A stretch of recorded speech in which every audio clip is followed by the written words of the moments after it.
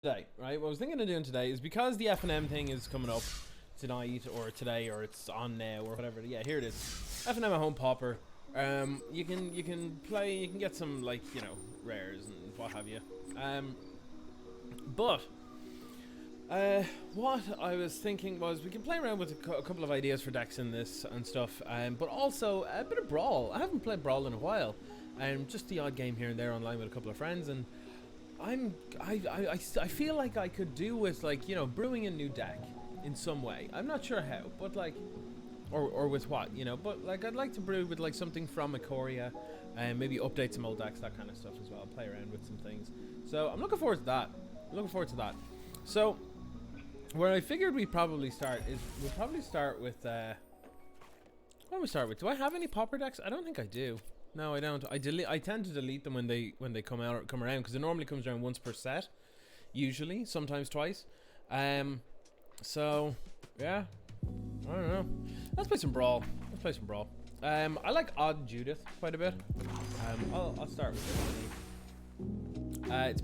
It's an Obosh deck, but it's a Judith deck. So we have Judith and Obosh at our disposal every single game to play with, and then we just have little aggressive dudes that's it essentially. Just it's got some stuff like drill bit, memory leak, and memory theft and stuff, and duress to help disrupt the opponent. And then you've just got little red and black shitters. It's fine. So we need to go into the Brawlers Guild Hall for that. Is that what it's called? No, not correct challenge. It is. Here we go. Brawlers Guild Hall. Need to brawl. Let's start. Start with a bit of Odd Judith. And yeah, we'll just play some games. Just chilling. No real plan to today's stream, like I said. Other than I plan on brewing around a few brawl decks and stuff. And, kind of about it. Yeah, brewing some brawl decks. This hand looks cool. This isn't actually too bad. It looks bad because this is tapped, but if we play this turn 1, then turn 2 we can play Spear Spewer and Cauldron Familiar. And then turn 3 if we get a land, we got Mayhem Devil or... Yeah, this seems actually pretty okay. All things considered. And if we get an untapped land, that's also great, so... Fine with this too. Hey, shot! Let's go. So I hope everybody's doing okay. In a couple of days. It is a Friday. Anyone doing anything for the weekend? Obviously, all things considered, probably not. But always worth checking. I'm gonna play Cauldron Familiar.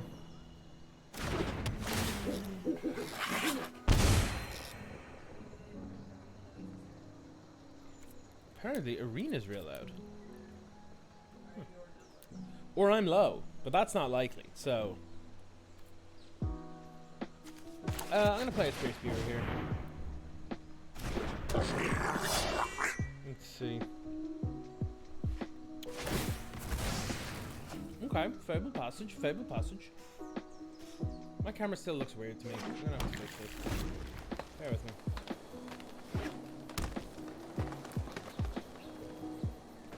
Configure video.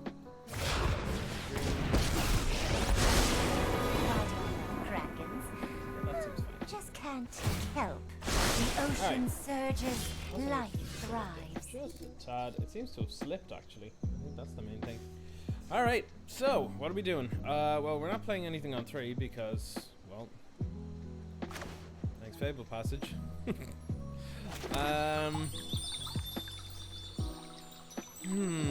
This doesn't bode well for us at all. I don't know how we're going with this. This looks like, it looks like we're actually going to be screwed here, I think. Maybe I should have taken a mulligan. Oh well. Okay, I think one of my best options is to just shot this, because that way it turns off this. We can get some damage through without having to attack, so I think at this point I just want to reduce the number of activations of Ikoria that they can do, because You're making me crabby. you don't play Ikoria unless you plan on ramping with it, usually, and playing big huge chonkers. So we'll see. Okay, beastie. Yep. We draw a card. We need something like that today. It's so powerful. Nature flows with vigor. Activate.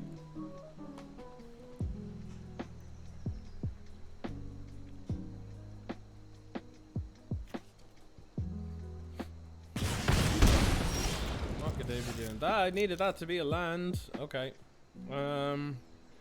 So we could do a couple of things here. We could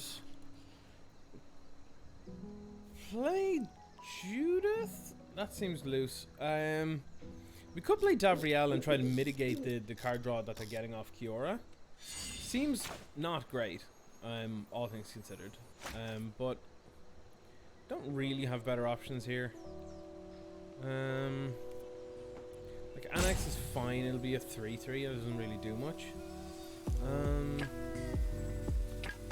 Maybe it is just Davriel.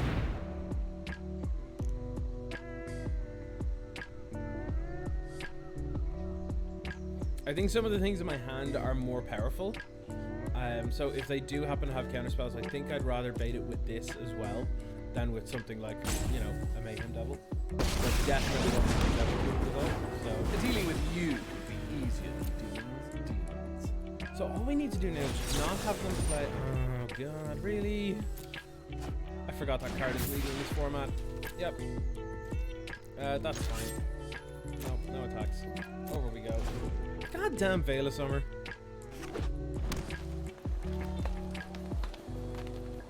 Well, they only have the one, so I guess didn't really do much.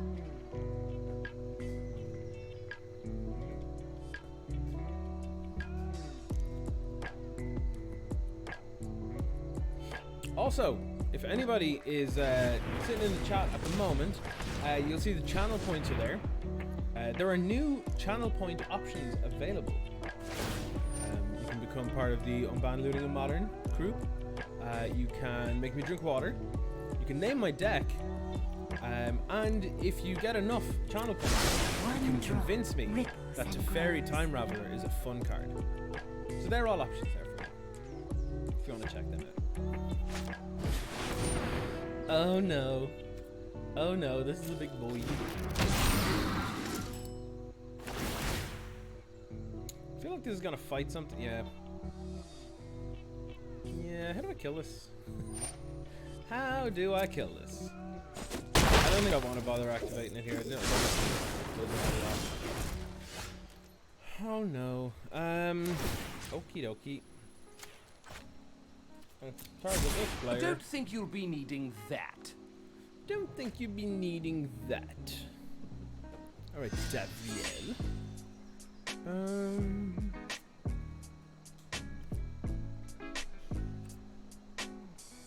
I really don't think I have any good options here.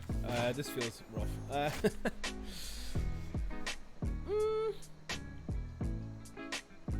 See, if I play out like a Judith or an Annex or whatever, like, they don't really do much.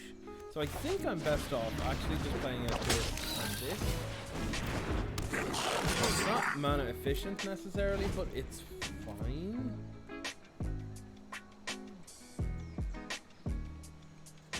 You know what? I forgot this had trample, so it's actually garbage. That was actually a terrible call.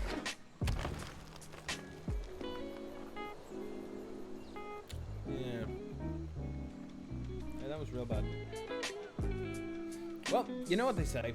You know what they say. The tradition is that I lose the first game of every single stream.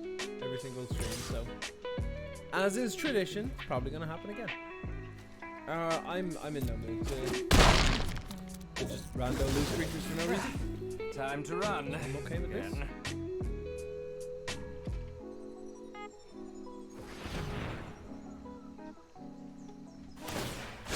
Let's get moving. Oh, really? Is that what we're doing? I can't even escape this in Standard? You gotta do this in Brawl as well? Despicable. Despicable opponent.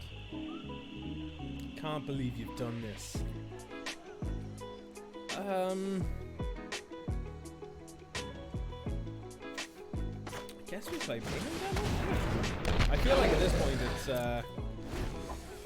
we're a bit screwed. We actually have no we've no sack outlets, and that's kind of our problem. If we were able to sack and recur stuff, we'd be able to shoot stuff down. But unfortunately, excuse me, they're getting a spark double. Oh, they're getting a thought set. That's much. I can't deal with that. Rip.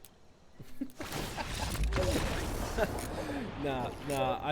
I'm real tired of this in standard, and I'm real tired of Agent just popping in on like turn 4 or 5 of standard as well. So I'm kind of like, you know what? I'll just play a different game. It's cool. It's cool. Not tilted though. Not tilted. Just know when something you don't enjoy comes up. You know what I mean?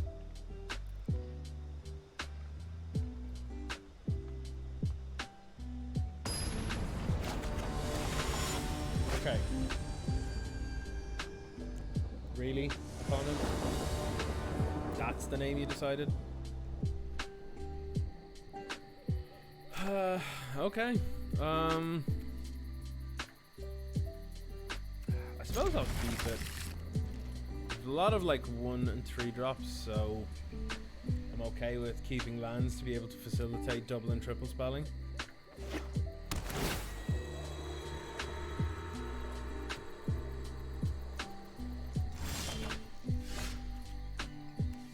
Let's go with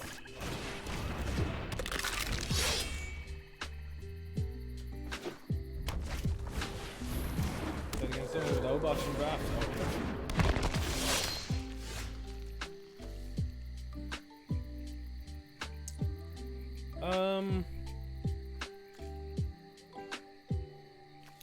Feel like I just want a mountain pass.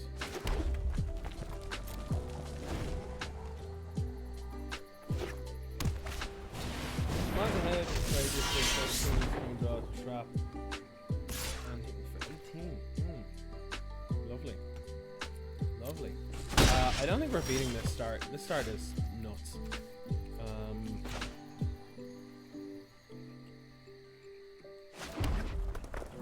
Like I feel, oh god, they're gonna play Winota next turn. They're gonna get 2 creatures off it.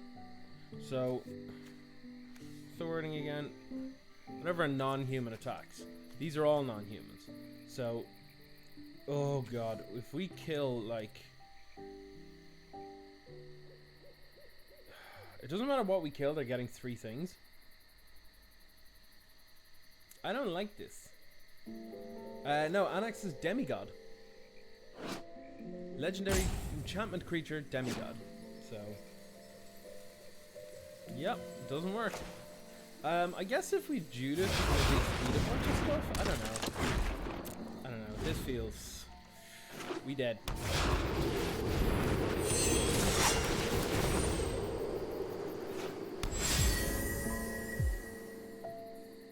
Oh, just, you know.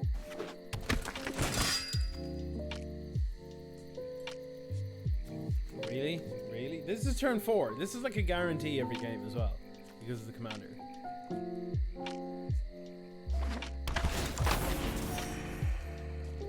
Are you kidding me? I can't play Obosh? I can't even play Obosh to get back into this? What is this trash? I guess block here, like block here?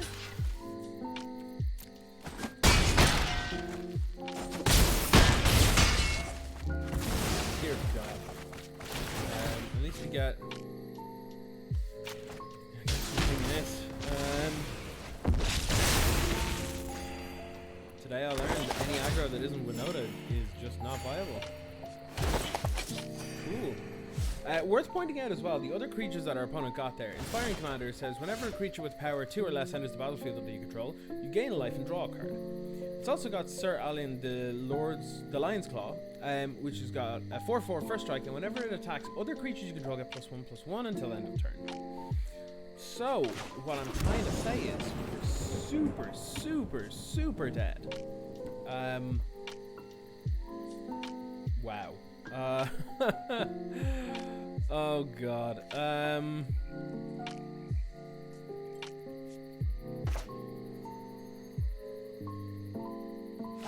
Guess my hopes on my, I don't know. I mean, we're gonna lose now because they're gonna attack with 4.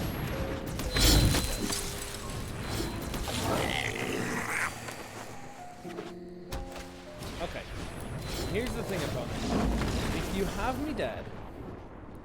me dead, don't still got all these me. I make this statement every time someone is a jerk. If you just have a win, and that's a like straight up win on that board right there. Just kill me. Don't play with your food. You're not a cat. Come on. Be better. Be better, please. Pixium, thank you very much, reminding me to drink water. Oh, it's still nice and cold. I'm now slightly more moist than I was a minute ago. Thank you. I think I want to play with... I found this actually quite good. This does not use Lurrus as a companion because it wants to use 3 and 4 drops, right? It uses it as the commander. And basically, it's kind of aristocrats.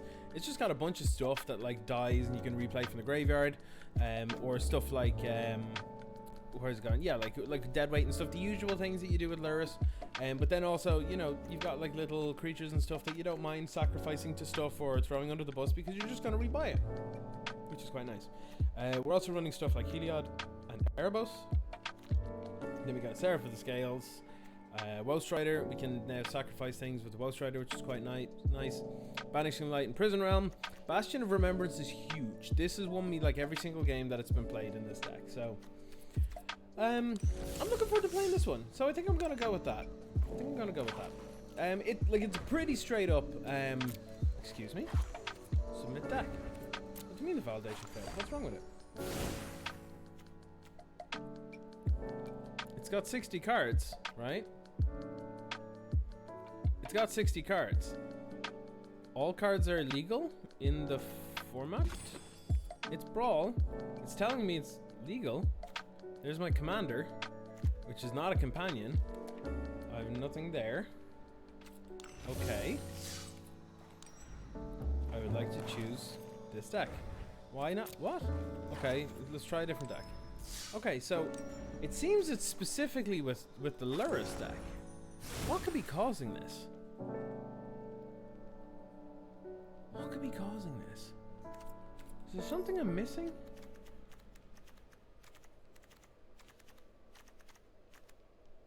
Weird.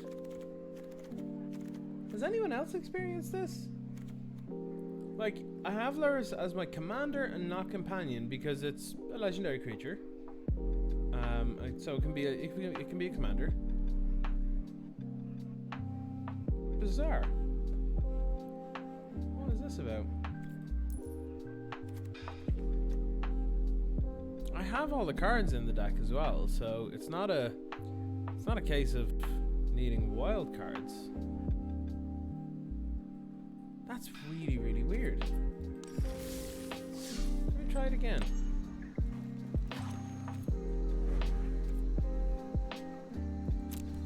That's so strange.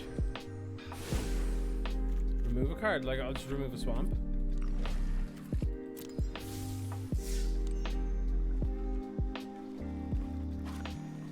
It just won't let me submit it then. So, hold on. Let's go back to the deck. Go back.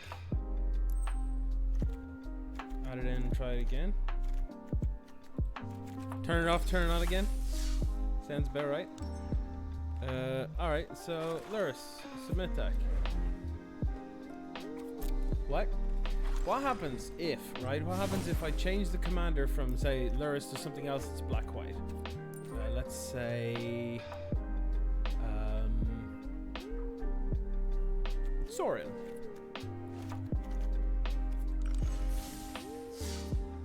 Let's choose my Soren deck. What the hell? Okay, so we know it's nothing to do with Lurrus itself. What the deuce? Change basic lands. I mean, yeah, I could do that. Let's change it. It's quite straightforward. It's only 8 each, so let's give that a go. Let's change it to what looks nice. Something that looks nice, but we haven't seen much of. That's quite nice. I'm a big fan of this one, though. It's quite popular. Let's find a one that's not used often. This. I like this. Let's go for that.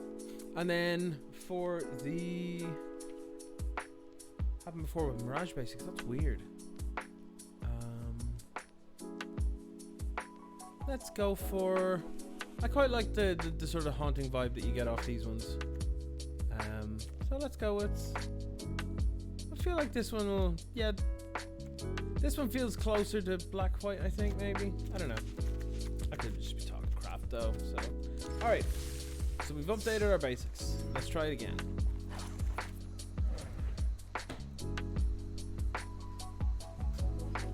Is it just this deck? Let me see if I select other decks.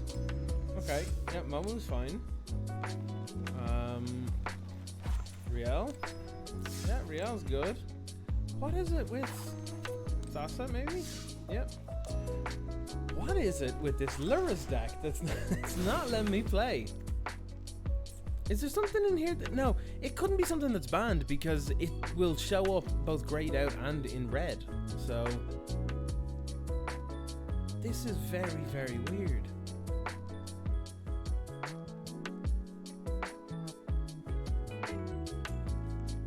There's no more than one of any card, bar basics. 60 cards exactly. I have all the cards. Nothing's banned. And so let me just have to flick through. Is there something...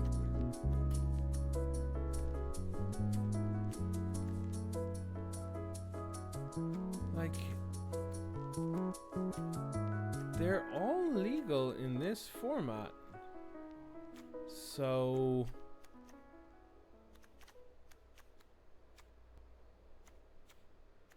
weird. Just decided that it just doesn't like this Lurrus deck specifically. Very, very weird. Okay, so hold on. What I'm going to do is I'm going to export this deck and I'm going to pop it into like MTG Goldfish or something and take it back out because what?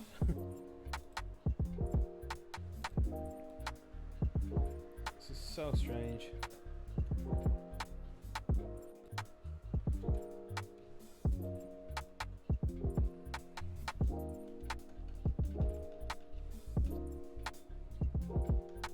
Okay, now this is very weird because I just pasted this into MTG Goldfish to try and get an idea as to what's going on, right?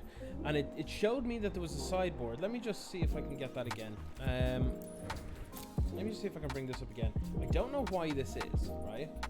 But I just pasted this in, and if we look here, right, it put in a sideboard, but with zeros off, and I've no idea why.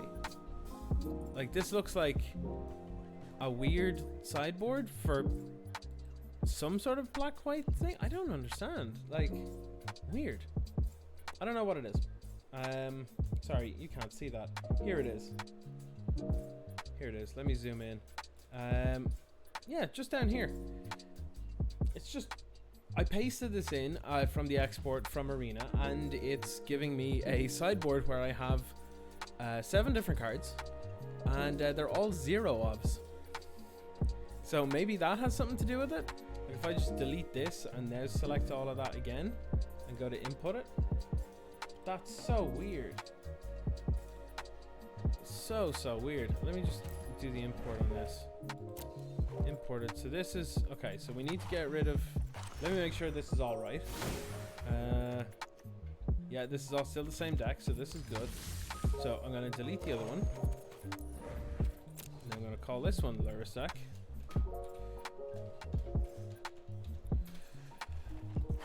Okay, let's try this one. Let's play Brawl. Free Brawl. Lurus, please let me use this deck. Hey, we found it. Turns out Arena might sometimes, for some crazy ass reason, give you a deck list that has a bunch of 0-ofs in your sideboard and won't import or export or let you select the deck. What? I mean, I guess. That made no sense.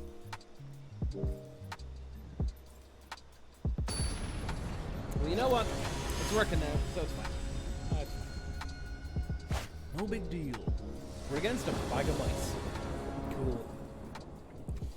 I'm gonna take a free mull on this one. Need some black mana.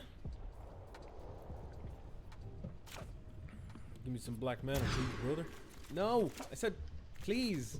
Well, you know what? This isn't actually too bad. This is not actually too bad because we can play turn 1 outside, turn 2 Prince, scry 2, and if we get a single black source in the first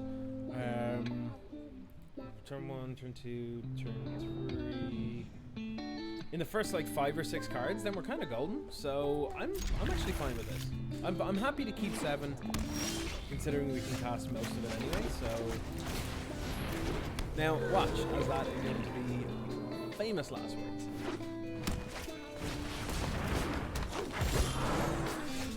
So far, I'm being punished, but we'll try now and find out what's going on. So, no. Charming Prince does make it keepable to some degree, yeah, for sure. I'm happy to chunk in because, you know, if they want to trade their kind of torque, which I've never seen before in my life, then I'm okay with that. Because I'll be the one who can buy it back. No. I guess. I mean, I don't want to banish him like this. This seems terrible, but yo, dog, I heard you want a black mana, so I got you white. Listen, shuffler, right? I think I'm just gonna swing. I'm just gonna commit what I can to the board. If they want to jump or trade off, that's. I think my best bet here is to just try and get out there. If this is a counter spell, I'm gonna be sad. I'll be sad. Come on, don't do this to me. Well, you know what? I didn't want to cast Lurus anyway. I wanted to cast Superior Salgar, but that'll have to do it. Oh god, that was terrible. Yeah. No. I mean, I guess I can draw us a card like now, so I spend all our mana to try and get another. Well, it's technically black, so sure, I guess. Give me that. Give me that. Right, get in there. Oh, they've access to so much mana this turn. That's 4, 5, 6, 7, 8.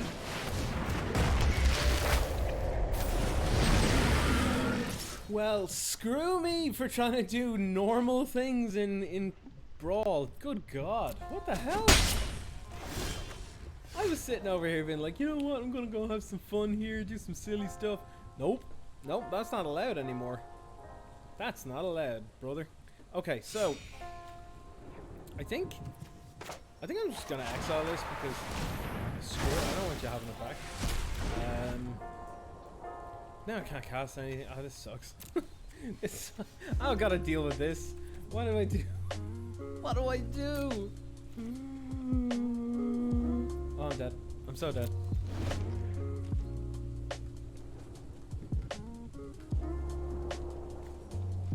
This card's cool.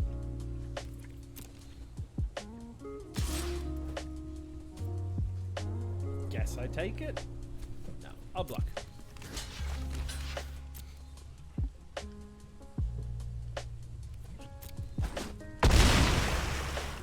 I think my best way to deal with this is start for the scales, but like, I'm so choked on mana here. I also have to deal with this.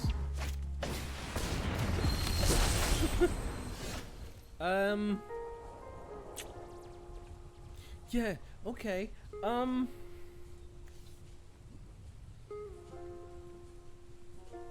god. Well, at this point, Kin is no longer a problem, technically, because I've way bigger problems to be dealing with. So I think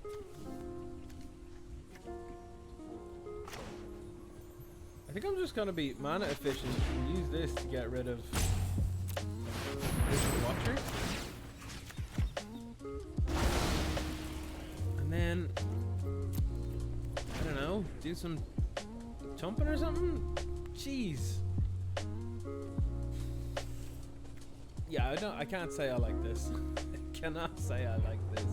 If they bounce this, I'm just gonna concede because I've been starved on resources here for too long. I guess I'll block.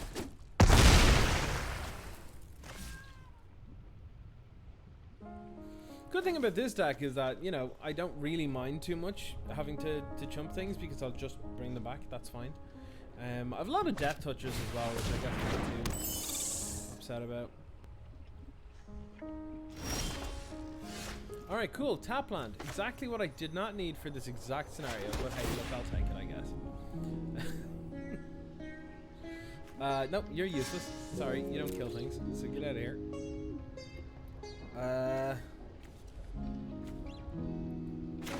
Honestly, best bet, play this and hope it survives the turn so I can give a death touch. And if this gets countered, then I'm dead. That's what I put. How much mana can they make this turn? 4, 5, 6, 7, 8, 9, 10, 11. Oh my god, really? Okay. We're dead. Super, super.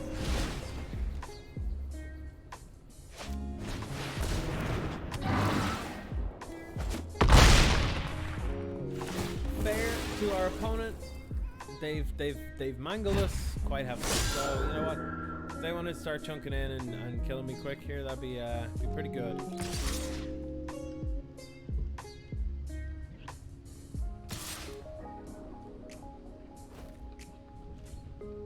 Yeah, I'm actually just gonna kill the pixie. I see no reason to do anything. Like, my chances of survival are basically 0 at this point, so I'll take whatever. I'll take whatever I can down with me. 3, 4, 5, 6.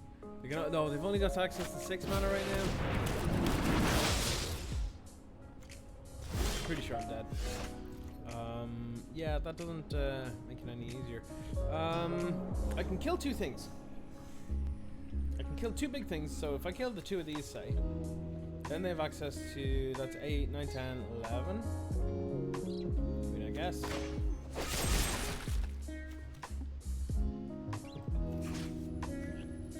Kill this. Oh wait, that has the thing that gives it indestructible. That's that extra line of text that people don't look at, right? You bounce cannon and make it indestructible? Yeah, that's fine. That's fine. I lose cannon. Jeez, getting whomped in Brawl. What's going on here? I thought these decks were okay when I was testing them out. Getting my butt handed to me. Alright, let's try it again. Let's try it again. I spent too long trying to get this Luris deck out in order to play with it for like 1 game and then lose, so I'm okay. I'm okay, I can do this. I got this.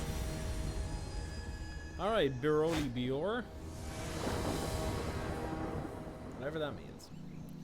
What is with black mana in this deck? I'll take a free mulligan because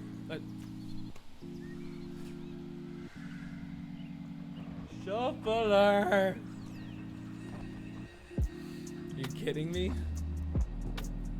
Here's all plains and all white creatures. Nah, mulligan because it's a 2-color deck. Oh yeah, well here's a single swamp and screw you! I guess I'll keep this. That's stupid. Oh no. Okay. I think we can ship Airbus's intervention. Yeah, let's go with that.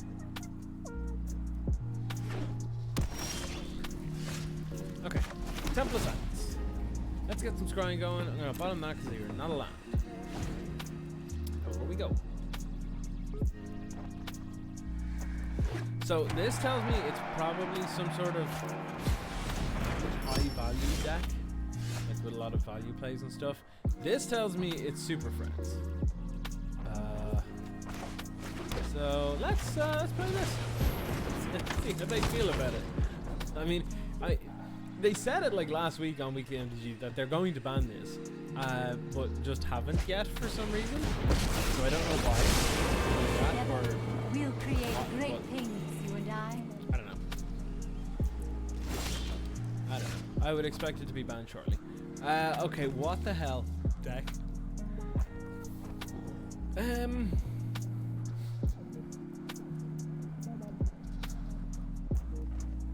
guess.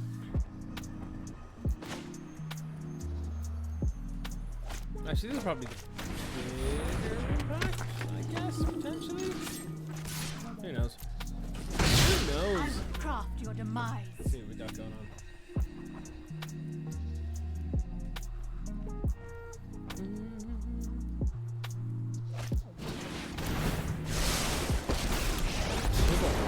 They only Definitely super fun. I adore an audience. Would not be surprised if there's a huge target on Grand if Magistrate's back right now.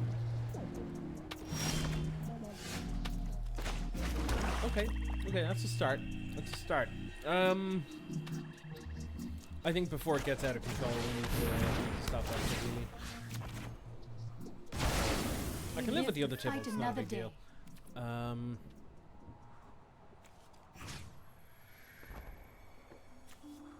Honestly, if I lose this creature to 2 tokens, I'm kind of fine with that.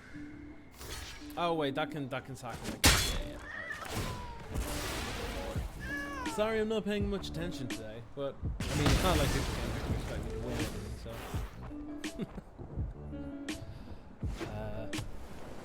Oh yes, also, if anybody watching has any suggestions for a Mario or Zelda game for me to play, because I grew up playing PlayStation, and a little bit of Game Boy, but not much.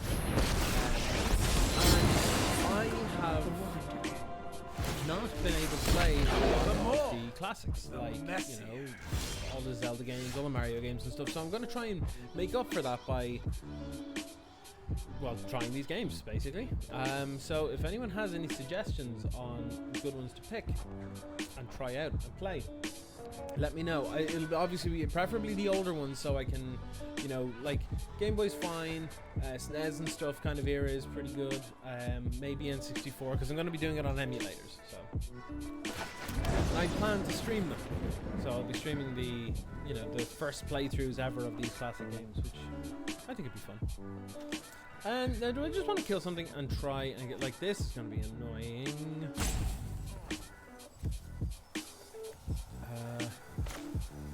I guess if I played this and a Mire Triton, that's probably fine. Yeah, let's go for that. Let's just like this. It seems like it's bad value, but we can rebuy it with Luris, so I'm kind of okay with that.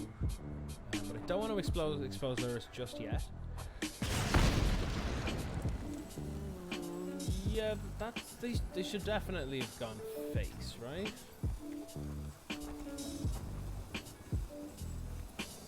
Yeah, okay. Boop the Wanderer, I guess. And then, yeah, I'll Mire Triton, which is fine. And what did we mill? We milled Prison Realm, which is nice. We can use that later. So I'm going to play Luris this coming turn, I think, and Deadweight. Oh my god, can you not do that, please?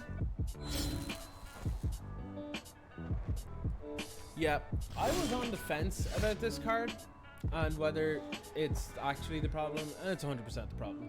It's 100% the problem. If this wasn't in standard, or if this wasn't in rotation, we'll say, because that then it covers Brawl as well. If this wasn't in standard, what's the best payoff that you can get for like 7 mana or whatever it is, or what's the best human that you can get for Winota and stuff? It's not much really, like at all.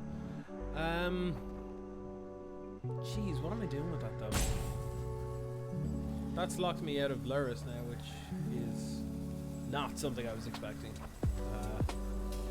It's also not legendary, so Bounty Agent doesn't do jack against it. Let's play Erebos.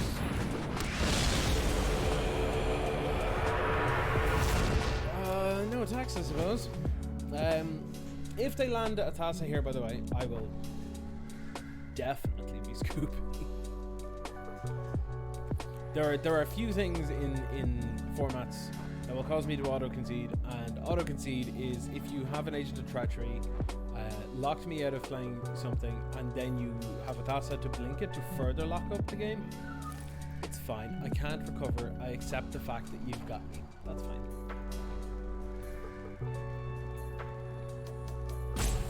What are they doing though?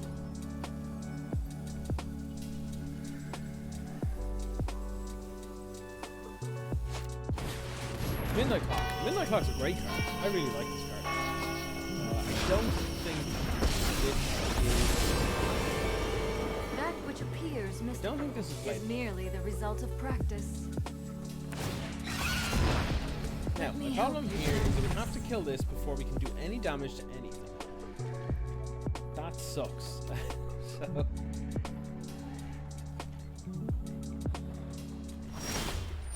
Well, we can sack creatures on this, I guess.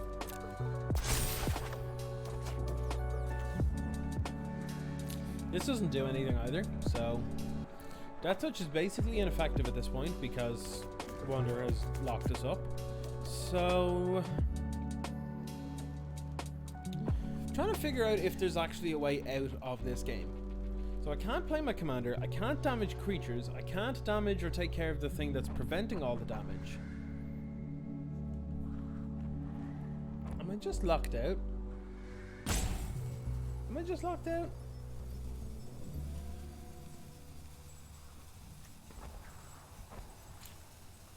I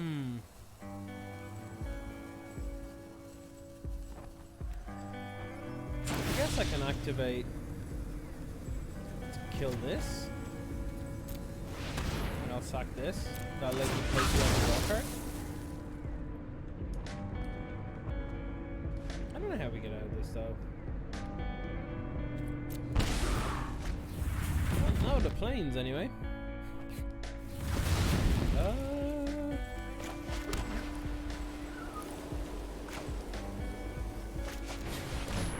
I guess throw this under the bus, make a 1/1 flyer and attack in.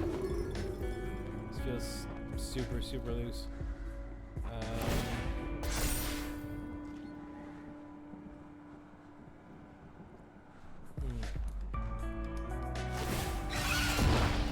Breathe in.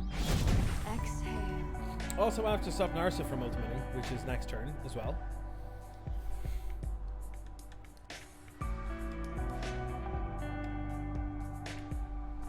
If Oligarch gets exiled, I'm definitely conceding because you then cannot do anything at all because we'll have no board and no thing.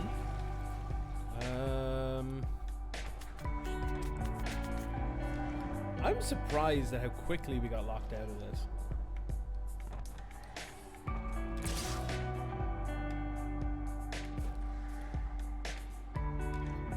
Snap block, buddy. Snap block.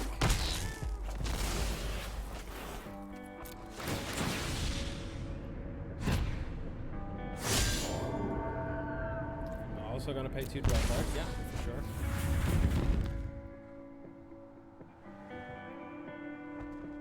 Don't kill that as well. Don't kill it as well.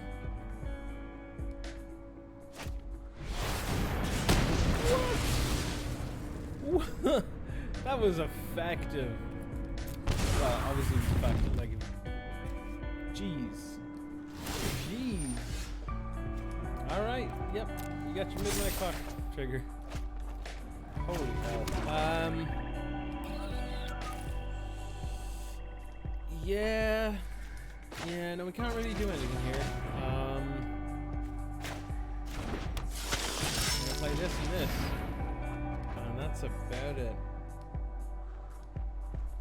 Yeah, we're probably competing here.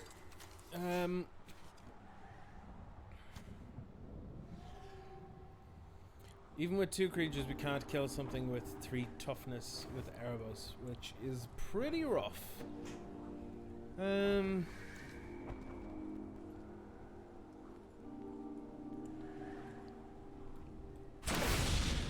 guess we may as well sacrifice Knight the Ever Legion to see if it gets us anything. Not that I'm aware of anything, but just an extra draw rather than just hitting conceit. Dead. Oh, getting my ass handed to me today. What's going on? I mean, it's not that it's very different from any usual day, but you know. Yeah. All right, let's try one more with Lurrus because it is a good deck. Don't get me wrong, it is a good deck. It just seems that people want to do all the busted things forever and ever and all of eternity, and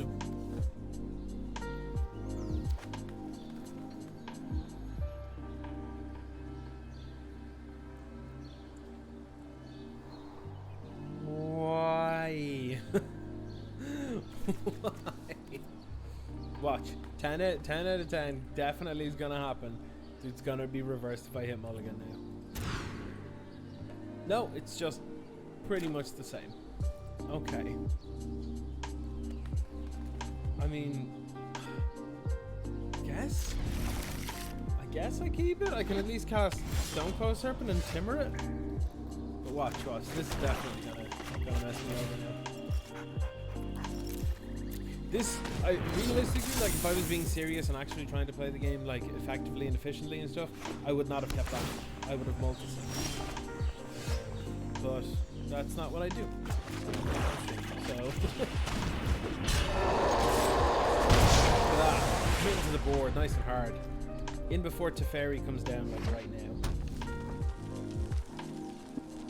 Or maybe not.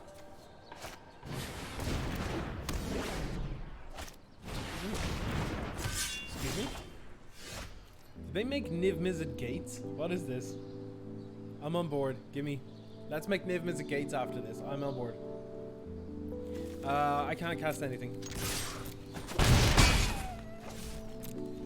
Am I just the world's worst Brawl player? Is that what this is? Okie dokie.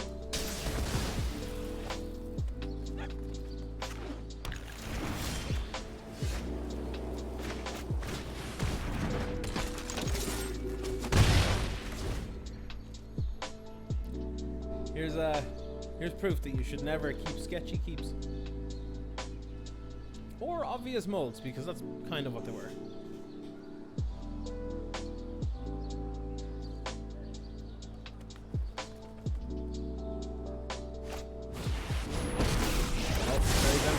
Sorry, I'm late. Let's try this. The only thing though is that the Stonecoat Serpent can still kill it, so that's something, right? Hey, we got it only at the top land, so kill me, right? Let's go. This is hardly my worst defeat. I'm in danger. Oh, they're doing it. They're doing it. Blue, white, red. Oh, build something. Oh, sure. Yeah, that's pretty good. I cast them 3 cards. That's pretty. Or 2 cards. That's pretty good.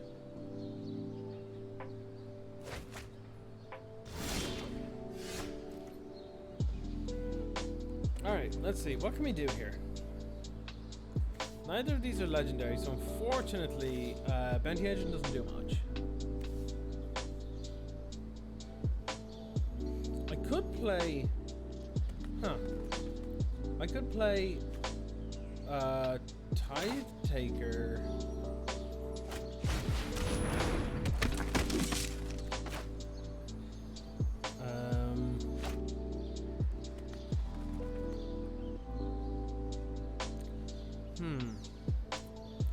Tithe Taker, go to combat.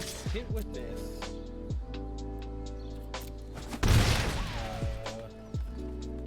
What happens if I sack these? Is there actually a point to it? Stonecrow Serpent's pretty good.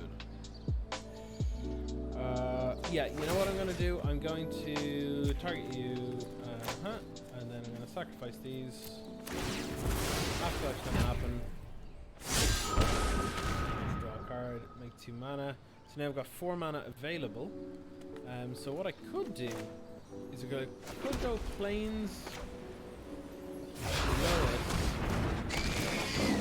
and then Stonecrow Serpent for 1 again. That seems okay.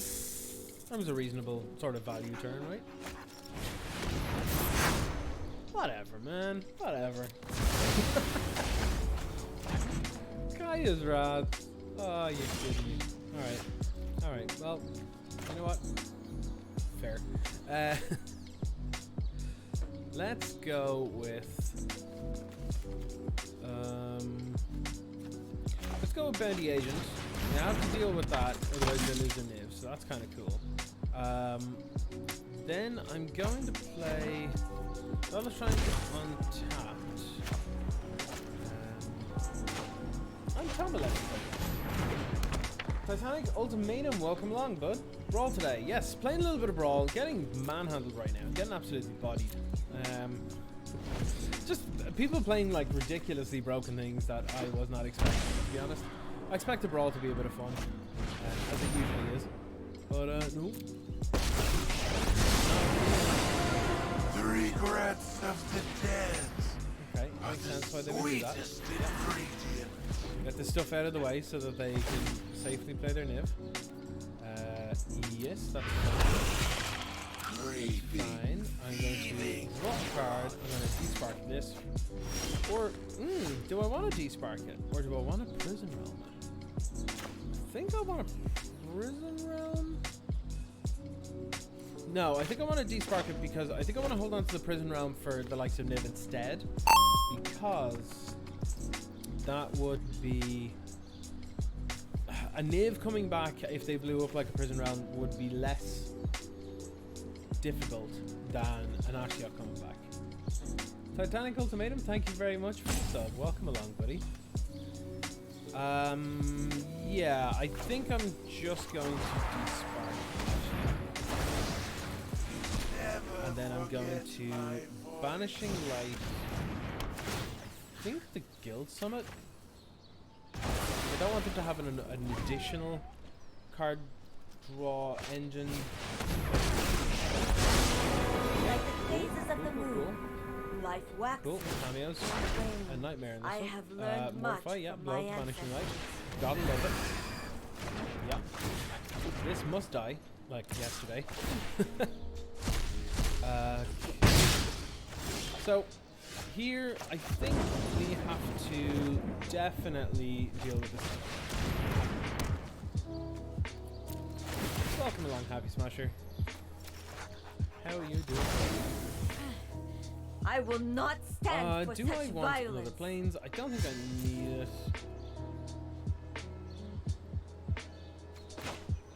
So I think I'm gonna get beaten down by this for a hot second here. Might have to kill it quick enough actually, because it's gonna end up exiling a lot of cards from our library. So far it's got a Deadweight and a Serrated Scorpion. It's one of our better payoffs for Lurrus, so not great, not great. We've got better actually. We have better. Lurrus, by the way, is our commander here, not our companion. So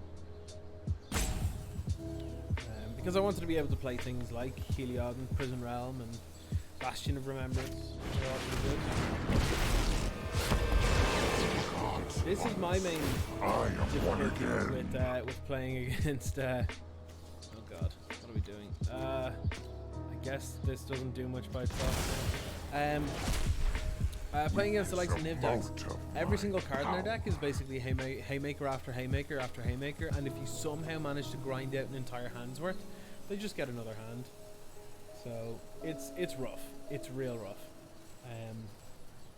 They're a bit soft to aggressive decks though. But I have not yet. I haven't beaten a mid deck in a long time actually. Hopefully that'll change soon. What did they get off? Charming Princess. Well, sure. I really don't think we're drawing good enough to be effective here. So hold on, 1, 2, 3, 4. If we play I'll save, this turns on Hilliard. And then we can attack with Hilliard. Yeah. Boop. Major boop.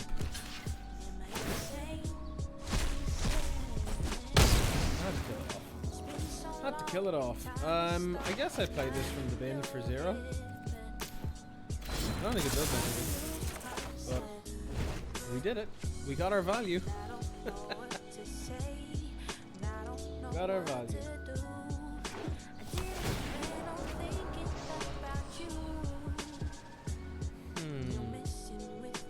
So I am Death's master. yeah, that's going to the command zone. Thank you for that, AKB. Wouldn't be surprised to see Niv coming down here. Their hand's still very full, so they're kind of just playing a 5-color control deck at this point. Not casting your commander. Yeah, I get it.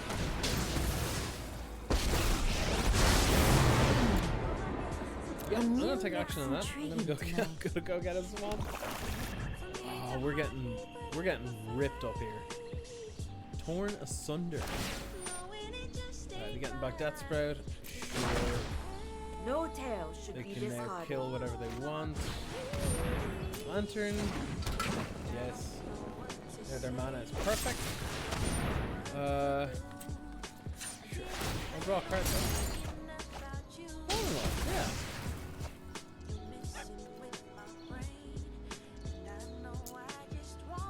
I think we're dead. I think we're dead.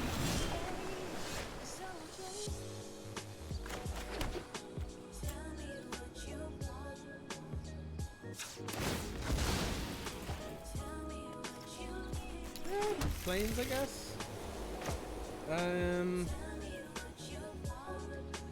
Guess we play the Orator and Celebrate.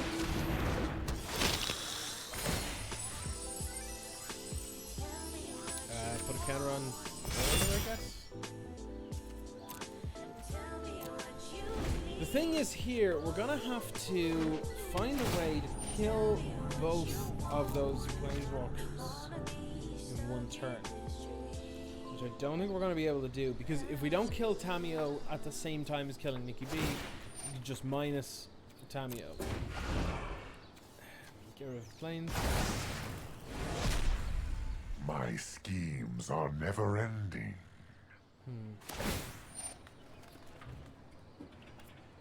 Happy Smasher, thank you for reminding me to drink water. Uh-oh, this is leaking. Oh.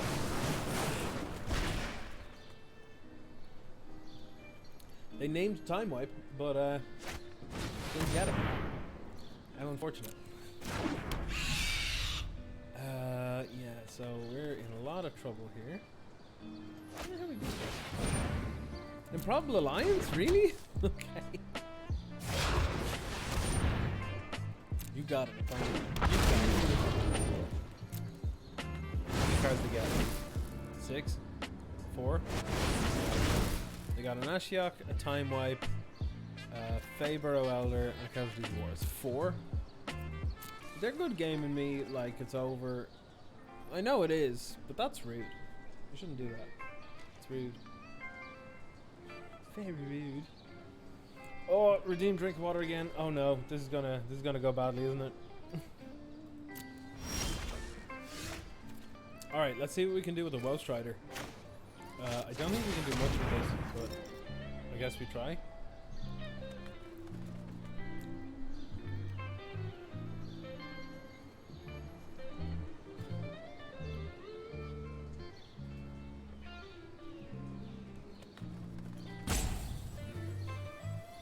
Go and do, opponent.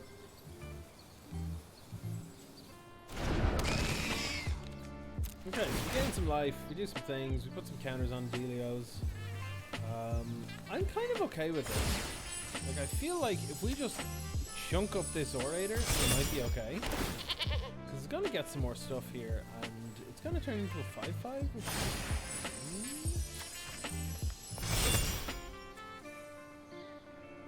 So, what happens if we... I don't know why I'm doing this. Like, I'm not expecting to... Oh, more water drinking. Oh, I've made a mistake making it that cheap.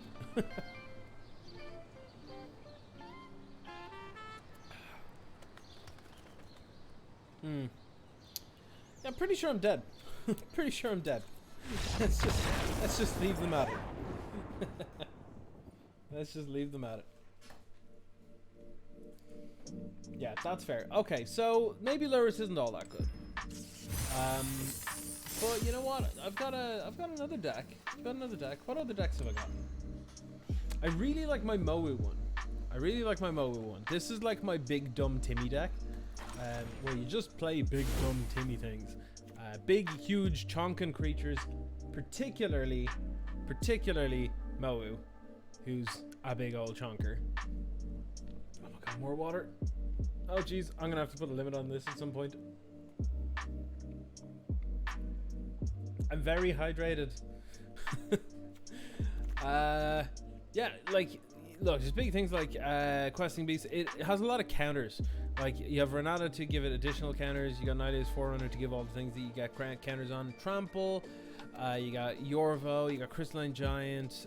Diamond Knight actually gets real big in this deck. You've got Jank to make all your things with counters. Tap for mana. Heraldic Banner adds more stuff again, like more power onto things. We tend to cast our commander quite a bit, so Tomb of Legends is real good. Got other simple things like cycling, like we can cycle away Wilt, so we can destroy an artifact or enchantment, or just draw a card. That's fine too. Surf Iron's nice and good for getting things bigger. Barkite Troll, Pollen Bright Druid. It's a bunch of stuff.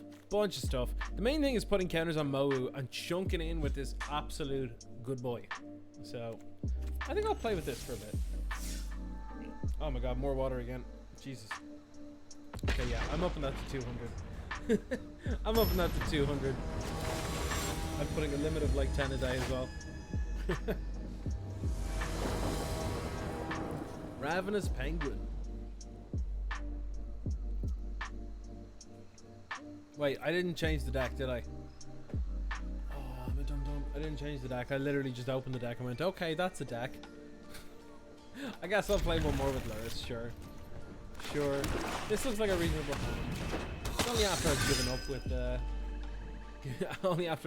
with it that it's actually gonna work. Jeez, more.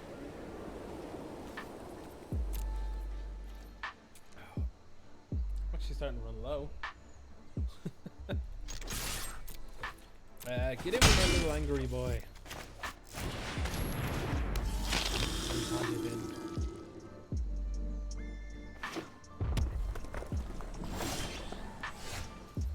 Alright, well, let's play this. Let's attack with our creatures.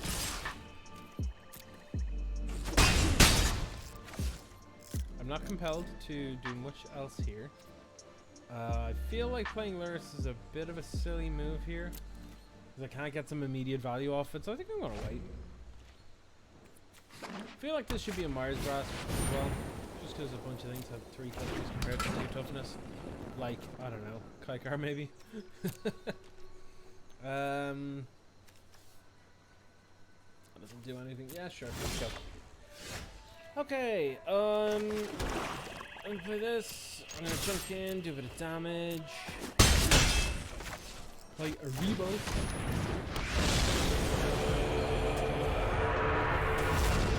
Looks pretty cool though. Looks pretty cool.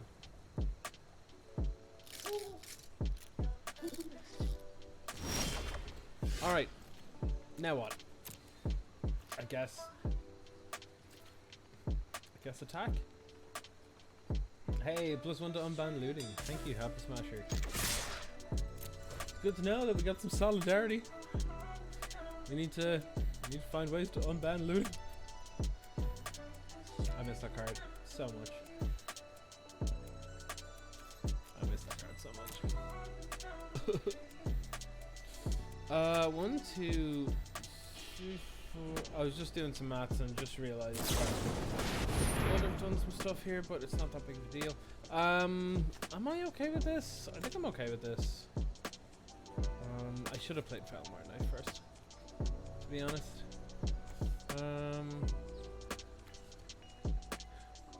If I sacrifice this and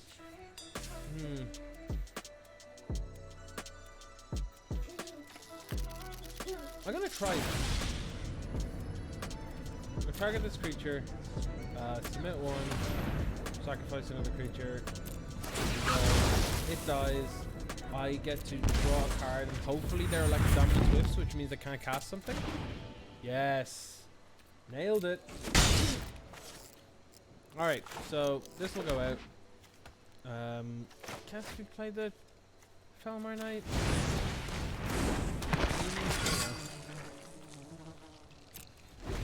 Pass the turn.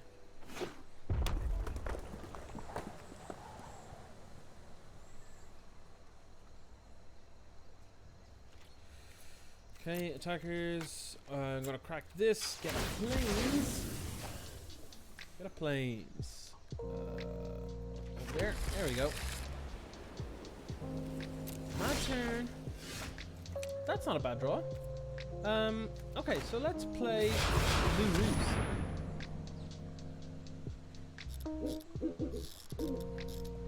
True monsters would counter this.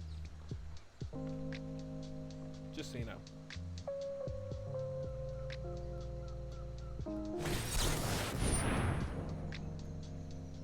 Turns out our opponent's a true monster.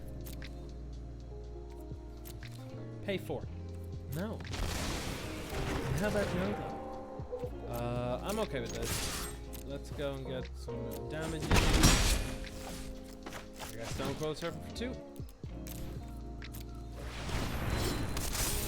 Alright. Let's see what our opponent's gonna do now. Now that they're dying to little tiny creatures. Lots of little tiny creatures. And a geode. Sure. Boop, boop, boop, boop.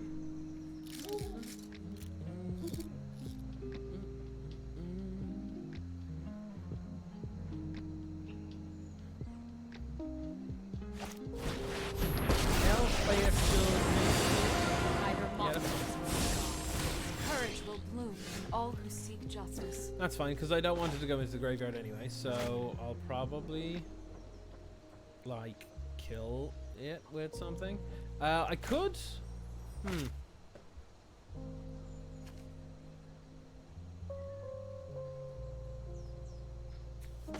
I feel like playing loads all here, because now I just get to go, yeah, but like kill your planeswalker though. This probably is excessive, but guaranteed getting green. Dreams of peace have become a nightmare.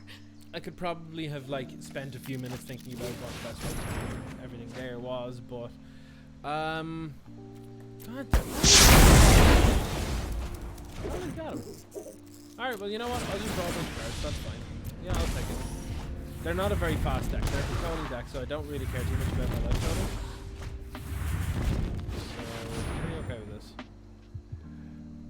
Top 4, they're going, or top 7, they're going to get 2 cards out of it. That's fine. It's fine. Don't worry about it.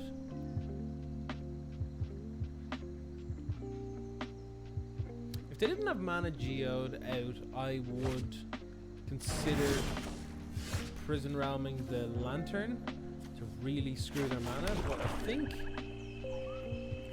Is it actually not a bad idea anyway, though? Actually, this is pretty good. I'm gonna use this opportunity to Exile 2 cards from the graveyard. That's about Sun's Nemesis and I guess Shadow the Sky? Yeah, I'll just play like that. I cannot deal. escape failures. Then I'll play the cat. The oven. And the dude. Yeah. What is going on, Baronzaya? Welcome along, buddy. You might have a bit of channel points lined up now to go spend it on some dumb stuff. Happy Smasher in the chat there just made me drink water like 11 times, and I feel like my bladder's going to implode. So, please no. So, yeah, things are going good. Things are going good. +1 to unban looting. Yes, good stuff. Good stuff. Now, if they want to blow up something, I'm okay with that. You are ether itself serves me. Oh no, more water drinking. Okay. Congratulations, you made me drink more water. Yeah, I'm gonna play Sudo. Screw that. Why not? Sure, I'll do whatever I want. It's my life.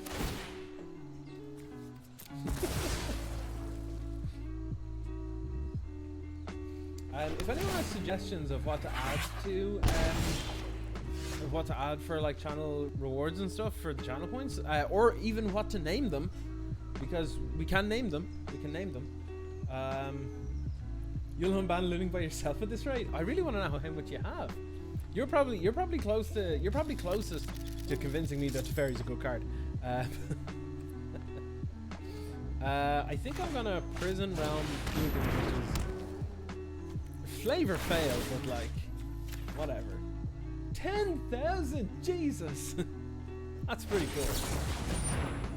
Are you sorry, excuse me, are you taking the piss? What's going on here? What is this? What is this? No, I refuse to believe what's happening here. How dare they? Dare they? The maximum number of channel points available, or that you can set, is the 9999999 thing. Yeah, Tail's End is a secret attack, same as Dranic Magistrate as well. Well, it's not really secret attack anymore, but like, you know what I mean. I'm gonna tap black and black. Like, where's Zov and Sarah? For this. I guess deadweight this. Like, it's a terrible thing no matter what, but like, whatever. Combat. Womp the chonks in on Ugin. I'm not in this game if Ugin like lives, so I can't do anything about it. You're saving for Teferi. I mean, you're more than welcome to. You're more than welcome to. Sure. This has no color, so I can't give it pro anything. That kind of sucks. Lots of egg.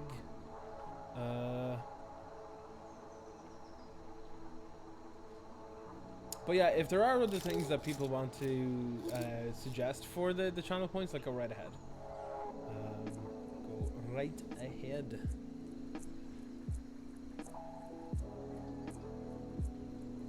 It kind of sucks because we unfortunately can't have a pet here, and usually a lot of people have like the channel points for pet things, like, you know, turn on doggo cam or give a treat or whatever it is, you know.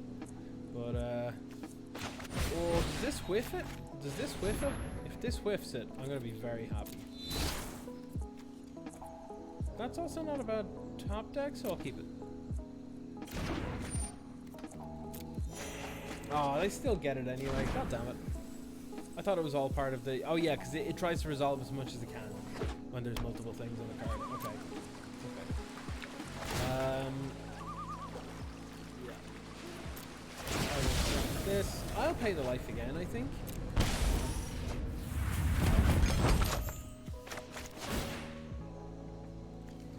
Suckaboo. Okay, not getting the draws I'm looking for here. So... let me go white, white, white.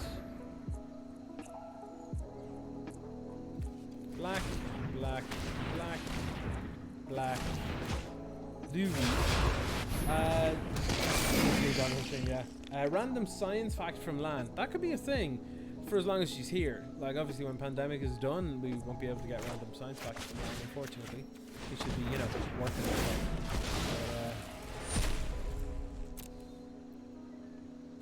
Let's see. What can we do here? Chonk in. I feel like we can just... Hang on. All attack here, except Erebos, go here. There, that seems like it was easier, right? Yeah. Ugin, like... A lot of people don't pay Ugin much heed, but like Ugin is so strong. Ugin is so strong. +1 to unbanned looting. Nice. Thank you, Happy Smasher. We'll get there eventually. That, just so everyone knows, that unbanned looting thing doesn't actually do anything. It just lets me know that you care about wanting to unban looting as well. Just before everybody starts spamming the points on it. It's not like if we get like 100 points, we'll unban looting. That's not how it works. No. I refuse. How do I refuse?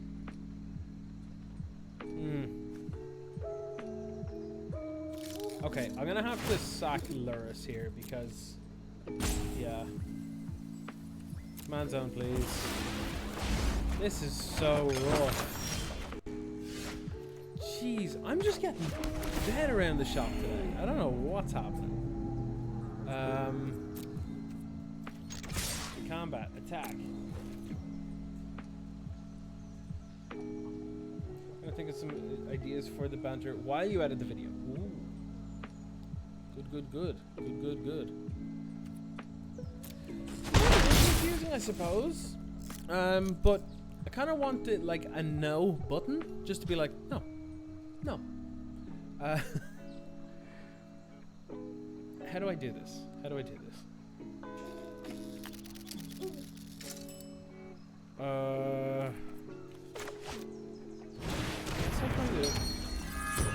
Should have done that before combat and given something lifelink. I'm just being efficient here.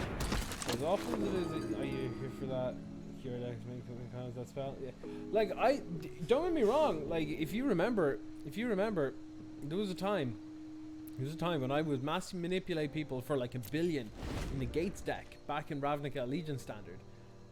But can't say I'm on board with it now. Well, no. Mass manipulation is actually fine. Its real feels bad, but its real feels good to play with. But the one for me, like I didn't think it was all that good, or worth freaking out about.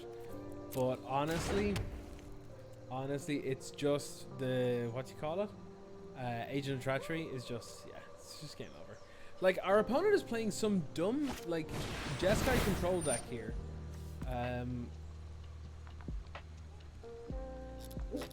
And like in that kind of deck, like mass manipulation is real good, but like Gates is great. Someone was playing Niv Gates earlier, sort of.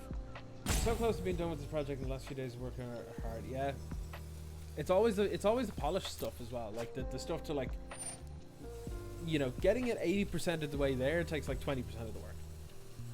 It's that remaining 20% that takes the most. Because you can rough cut stuff and like make it look like this is all coherent and it's fine, but it's getting everything together that's like, yeah. I'm absolutely paying life on this. Tome of Legend. All right. Have you ever seen a Luris cost 9 mana?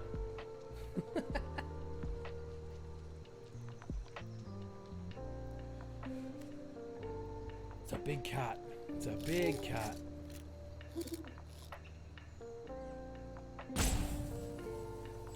Personally, you feel like Agent of Treachery wouldn't be as feel bad if it couldn't steal a land. On one hand, it's 7 mana. On the other hand, there's so many ways to get it in turn 3 or 4. It's the fact that you can get it so soon. Like, the card itself is fine, but it depends on the format that it's in. So, for example, if you had it in, like, up until recently, it was okay because, well, no one had a real way to sort of cheat it in. But now with Luca and Winona and all those sorts of stuff, I know 88 they're just ways to too good at doing pick that. one. I think that's I have kind of just the trick issue for that I have this. with it. Oh no, don't ECD me. Don't ECD me. No, no, no, no, no. I need to find a way to get rid of this. I need to find a way to get rid of this like yesterday. Okay, so I can... No. Should I do... No, I shouldn't do that. Should I? Hold on. Okay, we're gonna sack the cat anyway. No matter what. Sacking the cat. Paying life. Getting a thing. Yeah. I need to get this... Oh no! I can't draw with Narset. God damn it! What is with everyone playing prison decks in Brawl? What is this about? Steal your stuff. You can't draw cards. You can't play at instant speed. You can't do this. You can't damage the thing. I'm stealing your land.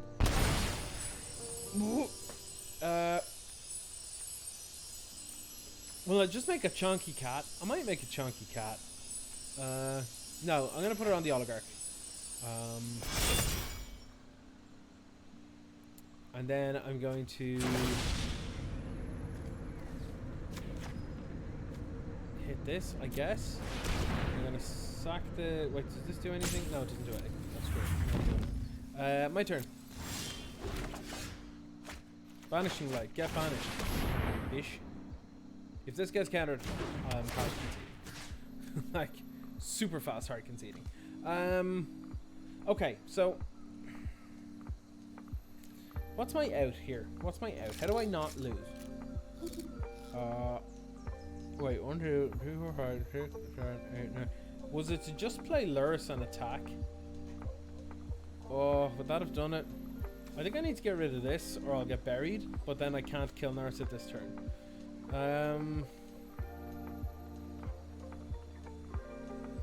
Damn it. I think we have to make the risk for it. I think we have to just banish this. Be fair, playing land destruction, have fun land destruction is a prison deck's your idea of fun. I mean, like, this is the thing, like, everybody's idea of fun is different.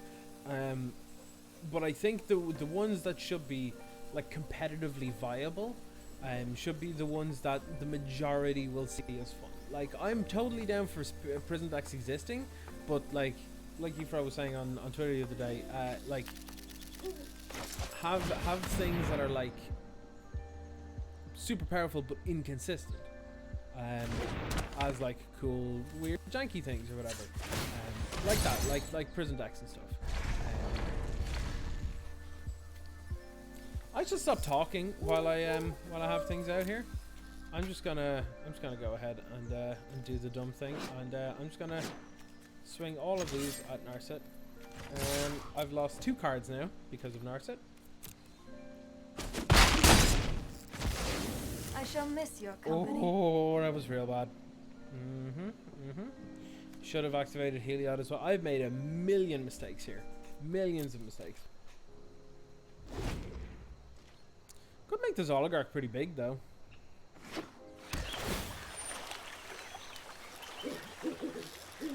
Yeah, like resource denial is absolutely a viable option, and it should be an option that's available. Absolutely. I'm totally down with that. But like I said, if it's something that the majority of people don't enjoy, then it shouldn't be something that is very viable or among the best decks. Just like, you know, like the Winota decks and stuff would be really cool if they weren't as unbelievably consistent as they were. You know what I mean? What are we going to do? Maybe the Heliod? Oh, the Erebos. Interesting. Oh no, they're going for the Heliod? Erebos? Heliod? Erebos? Erebos. Okay, well, that's fine. I'll sacrifice this. Targeting itself.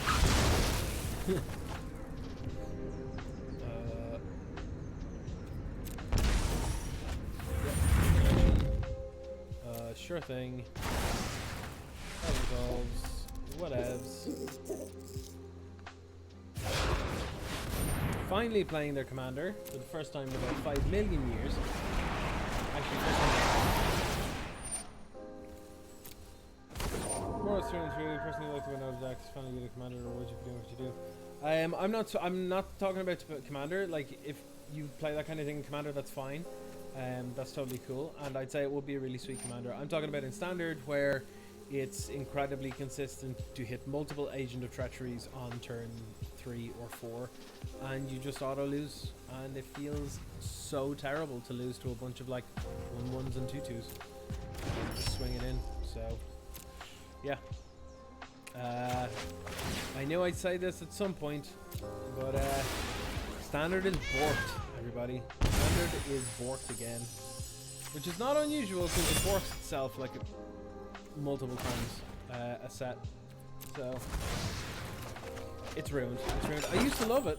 Like I actually genuinely loved it for a good like 2 or 3 weeks. But now that everybody has like gone hard on like finding the best deck, now it's kind of trash. It's just unfun play patterns. Nothing is cool and unique and new, and it kind of sucks. It kind of sucks. Do I want to do this? Do I want to do this? Building a Naya version for standard. There's a Naya token version which is kind of cool. That runs. The payoff for it is like. Sorry, no, it's not a Winota deck. It's a Luca deck. Do I want to do that, or do I just want to play Lurrus? I think I just want to play Lurrus.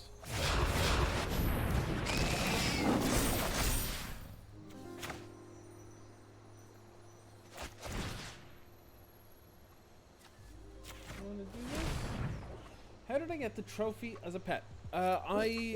When it came to the World Championship, you got to vote for who you thought was going to be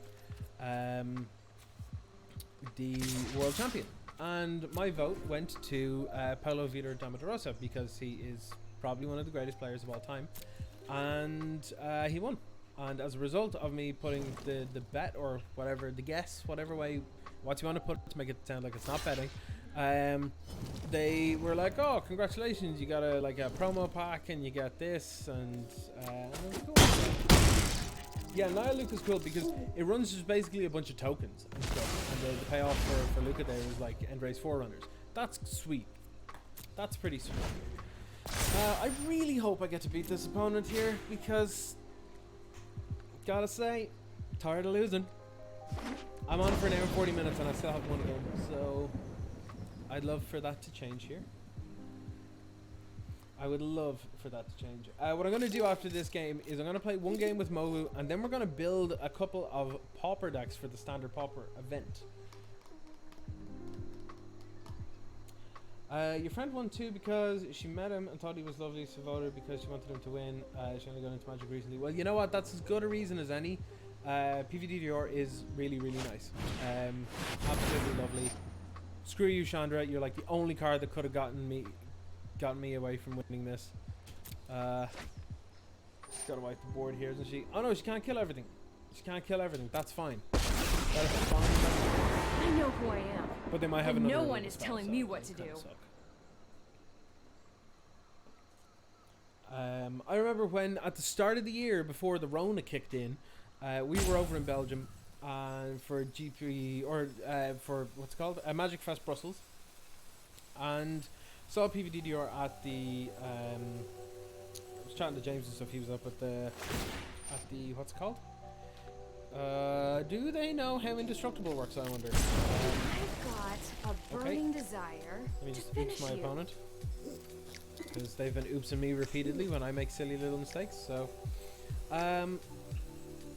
yeah, and he was up there anyway. PVDDR was there on one of the side tables, not the main focus one for coverage. He was playing in it, and it wasn't the thing. What was it called? It wasn't the GP. It was. Oh no, it was the GP. Yeah, it was the GP. Don't mind me. But yeah, they were playing away. No, sorry, it wasn't. My mistake. It was the Pro Tour or the Players Tour. Players Tour. That was the one I was trying to think of. It confused me too much with their esports. What did you get? Fire Sonic Sunspeaker. That's not even in the format. I don't understand. Okay.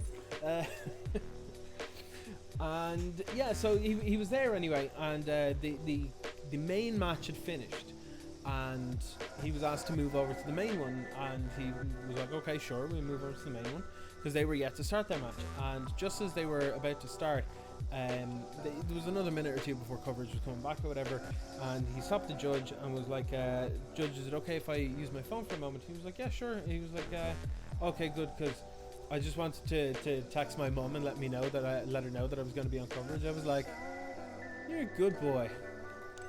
You're a good boy. Yeah, he's lovely.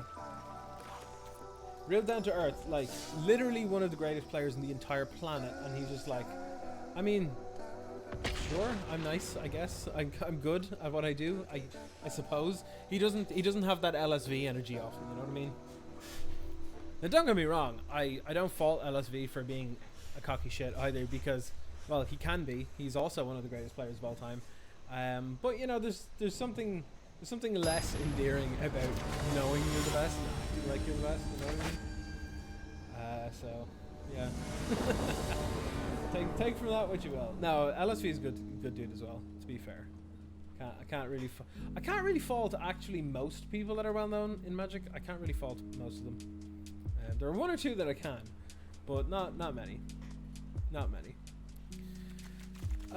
This looks like it'll do something eventually, right? Keep it.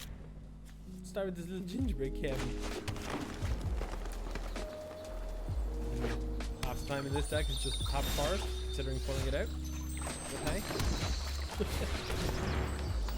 Alright, so what I need now is I need a forest so I can just slam dunk mode and get beaten down with the good boy.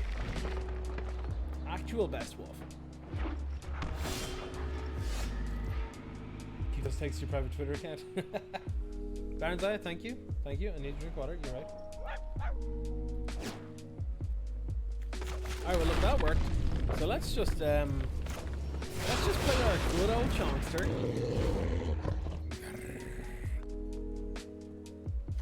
I need to work on my growl. No. It's been a while since I've had to growl, so you know. Michael, thank you very much. I will drink some water. More water. More water. This says Death Touch. That's rude. That's so rude. I mean, I could do this, I guess, maybe. Or I can play at home and hopefully try and draw something like this. Wait, had to what? What did I say? What did I say? I've forgotten what I said. I had to growl. Oh right, I had to growl. Right, yeah, okay. No, it's because what do you call it? I often practice sounds and voices and stuff because, you know, dream job to be a voice actor. That would be ideal. That's why I make dumb sounds when I talk. I think I'm just gonna on my boy. Mawooga. And I'm not going to attack into the Death Toucher.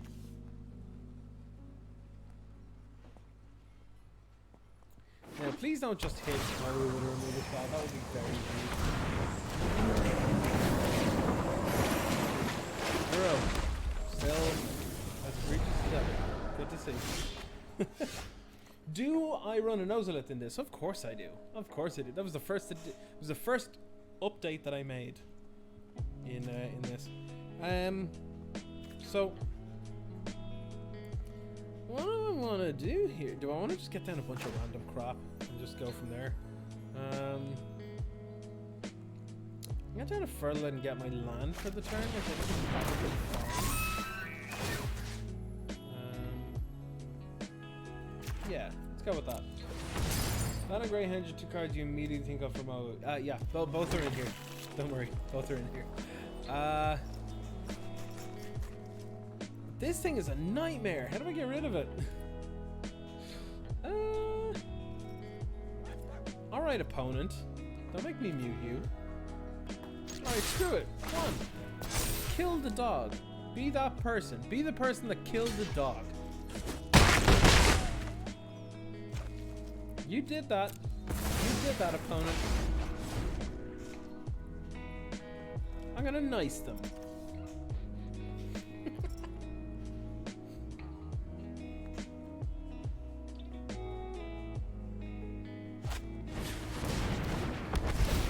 Yep, you got it. You got an old Thornwood Falls. Thornwood Falls. Okay, so Hornbash Mentor is fine, but we can just play Old Chonkster and beat down, which is also okay.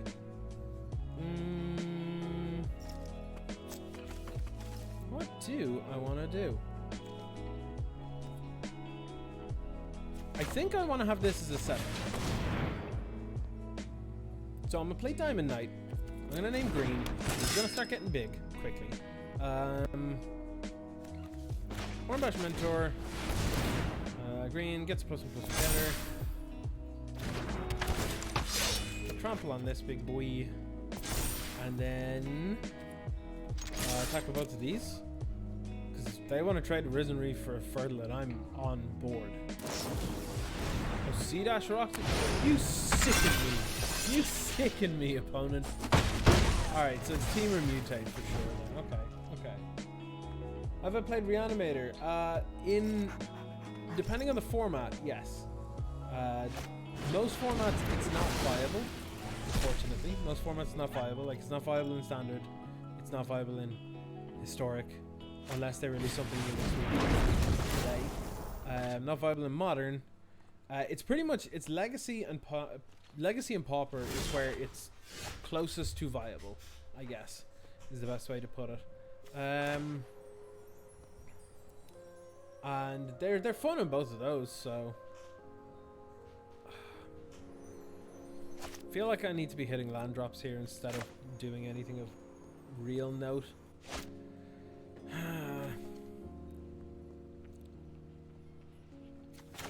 know what? I'm just gonna play Mario. Hope it's a right turn. And, we'll go from there, I guess.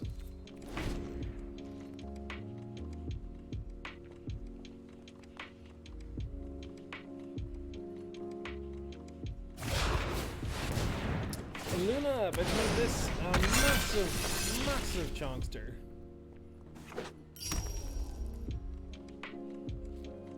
Oh yeah, I mean, like when I say viable, I mean competitively viable. Like you'll see it at top tables of GPs kind of thing. Most decks are viable in Modern, which is kind of what I like about the format, except for the fact that right now it's basically you gotta play Blood Moon and stuff, and all in the one deck, and make it 5 colors in Astrolabe, and yeah, you're good to go. I have feelings about Modern. Okay, so Tezen training, get on there. Draw a card. Land is fine. Let's Shadow Spear maybe? Yeah, Shadow Spear. This. I'm gonna target this creature, put counter on it, and then I'll proliferate on these. Then I'll. Oh wait, hold on a second. Oh no, this loses in. Yeah, okay, cool. So I'll activate this, draw another card. Draw Castle getting big. That's fine. Excuse me while I chonk your face.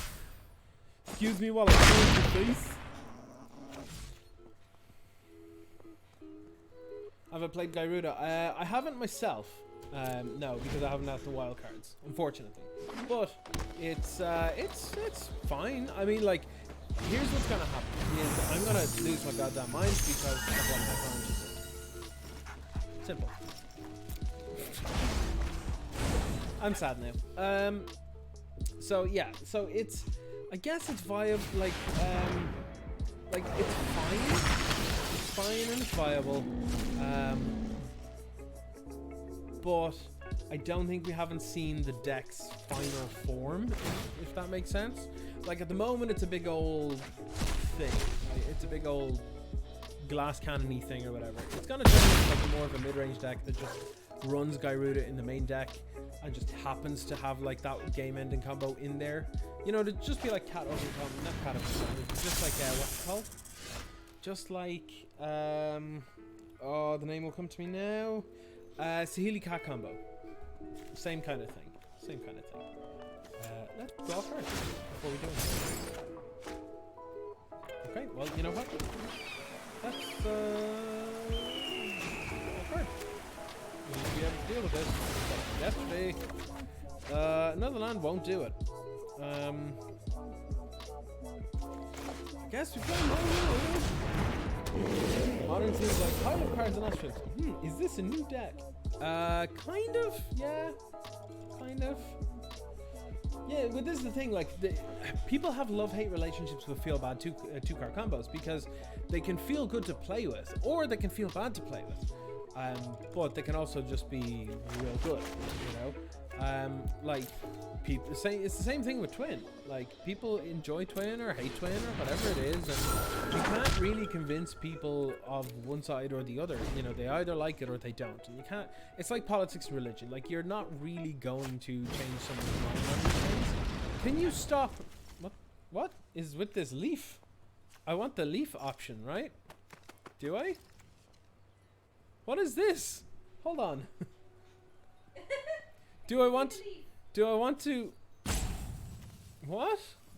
Hold on. What effect is happening here? I'm gonna what the I'm going for leaf, I guess. But I don't know what it did. I guess it's going command zone. I don't know.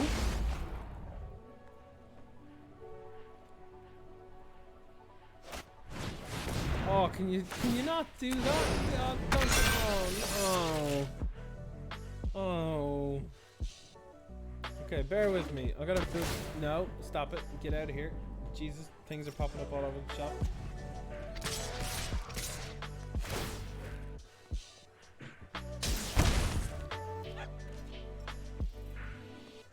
Sorry, folks, bear with me 2 seconds.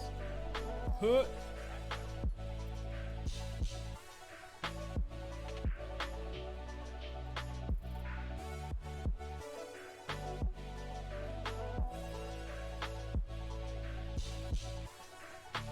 Okay, blockers, what am I doing? Well, that's 10 in the air, so, like, I'm dead, right? Alright.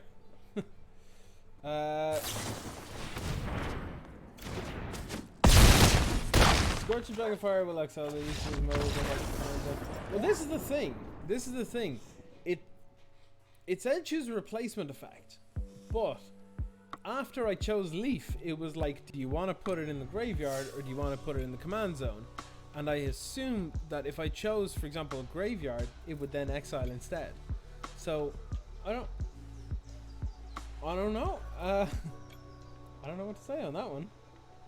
It's a weird one. Bear with me just a moment. I'm just trying to get a screenshot up so I can post it because it was very weird. Oh, there we go. I was trying to zoom in and out on paint of all things. Don't judge me. Don't judge me.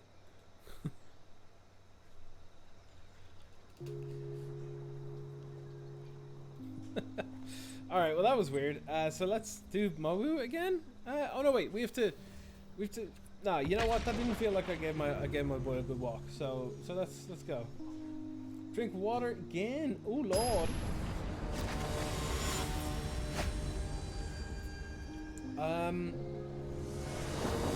I can absolutely make a channel points option to have a visible you have successfully judged me. I can do that. I can do that. I'm gonna take a free mulligan because it's like so many colorless lands showing in my hand right now. I'll keep this. There's no real creatures other than the Hornbash Mentor, but like we'll work it out. It's fine. Our opponent's playing a row though. Look at how fun that is gonna be.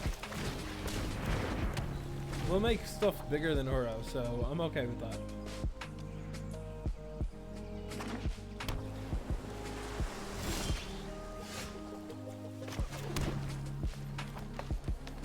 good to just keep passing.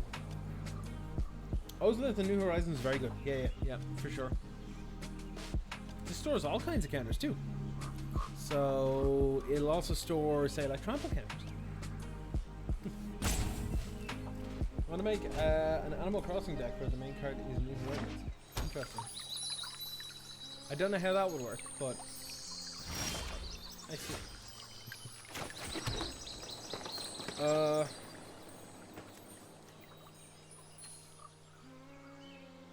I think I just thrown back Panther. I think. Oh, our opponent's a counterspell hero deck? Ah, screw it.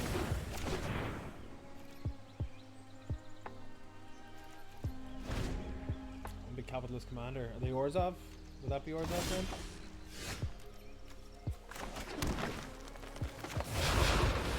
If they counter this, I'm just going to go to an actual game because I don't want to play against counterspells like that. Yeah, no, I'm not bothered. I'm not bothered. I'll take my dog for a walk elsewhere, thank you very much. It doesn't show off the deck. That's my main thing. We're not having interactive magic there. You're literally just going, oh, no, no. You can't have that. I'm telling. You're not allowed to have that. No. Stop it. Stop it. I could spend my time doing better things. Wait, hold on. Fire Song and Sun Speaker's not legal. What's going on? What? That's not legal, is it? Giganta sounds like a cool commander. Oh, it is now? Weird. How did I not know about this? Oh, part of the brawl thing. You made that sound so legit. Oh, the reward. Oh, okay, part of the brawl hall. Okay, yeah, I get it. I get it, for sure. That's why I thought it was weird. I was like, excuse me, what? Sir? Sir? Sir? Oh, I'll play Controversy, I guess. May as well commit the board, you know what I'm saying?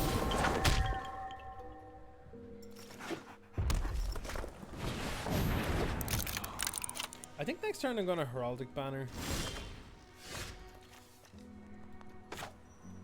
So, let's have a look here. Sir, this is a Wendy's. Because I want to play Evolution Sage next turn.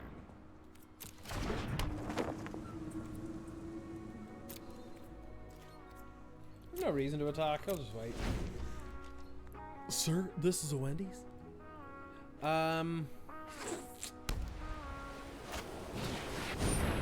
Ooh. I was not expecting an opportunistic dragon. What? Okay, choose target human or artifact an opponent controls for as long as opportunistic dragon remains on the battlefield. It loses all abilities and it can't attack or block. Okay, well, okay. I guess the Heraldic Banner is gonna lose everything, right? Oh, that. Okay, sure. Iguan's Conjuring's pretty cool. It's not even very good. It's just cool. Once upon a time, unfortunately, we're gonna have to pay full retail for that. Like a big dingus. Oh, you know who else is a big dingus? Me. For playing the land before playing the Evolution Sage. This idiot. Corgis. Corgi bits. Like corgi butts. Only more valuable. No, they're not more valuable. Corgi butts. The bits. The bits. Baron Zaya, thank you for the biddies. The bits. I'm gonna go for the Borks though. The Borks.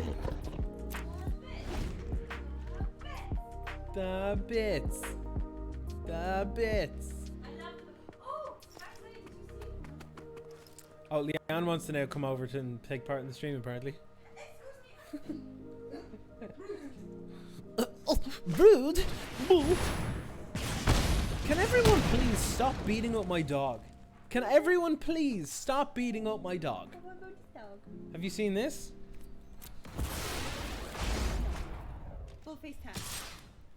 Oh, okay, you have to stop the game in order to. Okay. Yeah. Yeah. Jake. What's the quote? You gotta say it out. Dude, sucking at something is the first step to being sort of good at something. Because I struggle with not being a prodigy. And this is why I play Magic, because I gotta suck at it until I get good at it, right? That's how it works. I like to be immediate when it's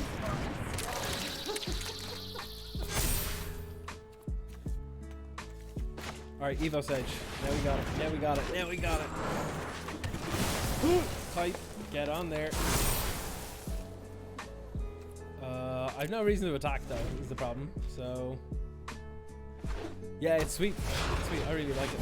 Okay, here we go. Fire Song and Sunspeaker. What are they gonna do? Not really much actually.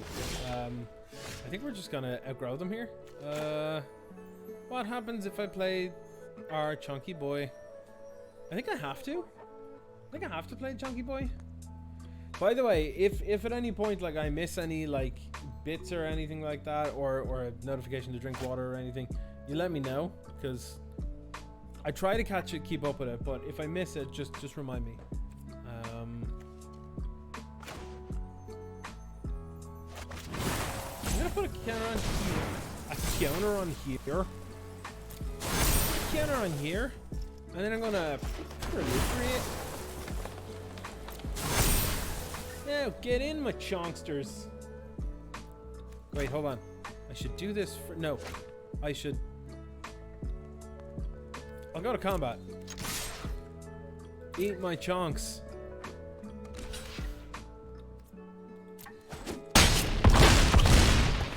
Counter. Am I from Cavan? I might be. I might be. And a colorless card is yet again going to ruin, or colorless, land the types colorless is going to ruin my day. That's fine though. That's fine. I'll just accept my fate. YOLO? YOLO? The fact that they can just like spam burn spells at me and like gain life, this is not good. It's not good. I think it's fair to say that, oh, that's gross. That's rotten. Absolutely rotters.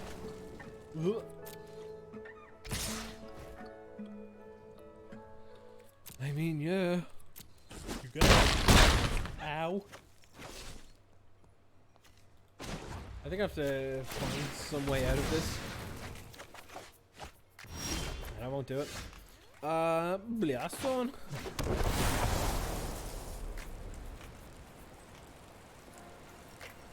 Last one giving itself a counter is pretty nice. Counter. Okay, so if I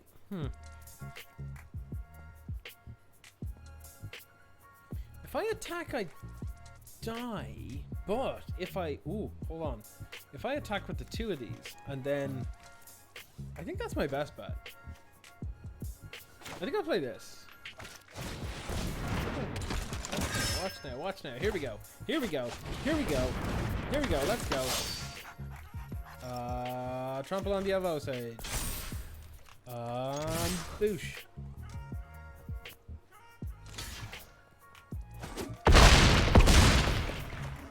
I think that's my best chance of winning. They have to have 2 burn spells now to kill me. Or no, they just have 1 direct damage to the face burn spell to kill me. Which they probably have because they're basically a burn deck. Oh, this ain't gonna go well at all. What? What was that? Fucking Sundering Stroke. Christ on a bike. What in... What? What? Sir, this is a dog park. Don't you know it's a dog park? Oh my god. That was gross. Alright, so what we're gonna do now, right, is we're gonna take a minute, and we're gonna make a pauper deck, or 2, and try them out, because I need to have something for this evening, which is, you know, pauper for F&M and stuff, and we can try it out online here first, and before I get to do it. So I'm thinking White Weenie is possible here, because like if you look at if you look at let's look at Standard Pauper for a moment, right? Let's look at Standard Pauper. The only card banned is Persistent Petitioners because screw that card, it's a dumb card. So we can kind of do whatever we want, right? So let's go in here. Let's go in here. We choose Pauper. In case people don't know what Pauper is all commons. So anything that's in Standard that is at the common level is perfectly fair game. So let's have a look at the creatures that we can use here. So we have, first of all, Healer's Hawk is in actual white weenie, so that's kind of good. Same with Fairy Guide Mother. We've also got Law Rune Enforcer. Okay, so we got a reasonable bunch so far. So far, so good. We also have an option of Hunted Witness. We also have an option of Garrison Cat as well as Hunted Witness, but Hunted Witness is just a little bit better. So let's just go with that for now. We also have, I mean, Outflank is going to be kind of cool because you can use it to kill something, but I don't think it's going to be all that good. Sentinel's Eyes, I think, is possibly playable. So let's just have that over in a separate line here. Then we'll have a look at something else further down the line, like what else seems reasonable and or playable.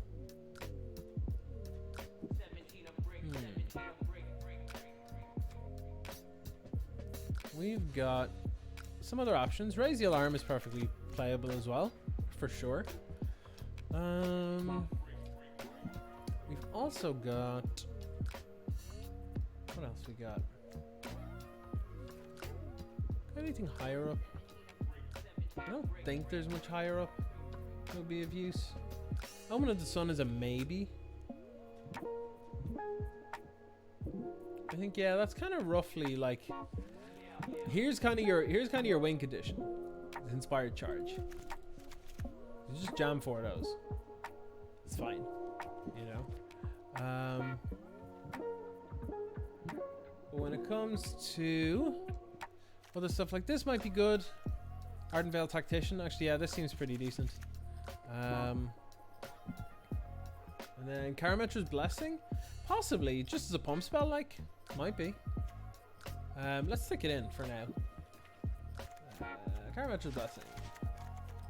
Let's put it over with Sentinel's Eyes because it seems that we might have like a little enchantment package possibly. So yeah, pump spell with upside. Outside of that, like Charm Stray seems reasonable actually. If you get 1, it's a 1/1 lifelinker. If you get 2, it's a 1/1 lifelinker and a 2/2 lifelinker. That's pretty good.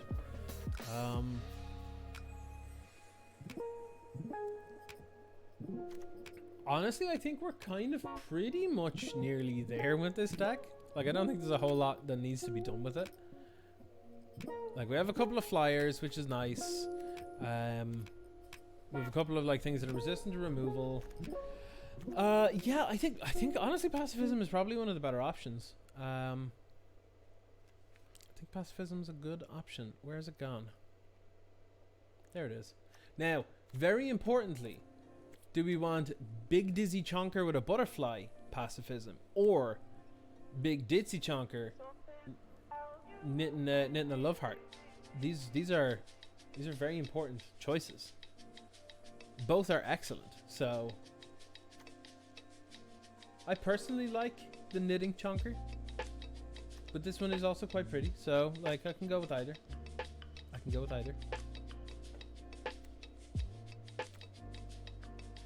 Find the weenie's biggest edge is coming up against big chonkers. And yeah, knitting boy. All right, let's go knitting boy. Yeah, it is definitely coming up with big chonkers and stuff. What might be a good idea? Hold on. Let's type in creatures, right?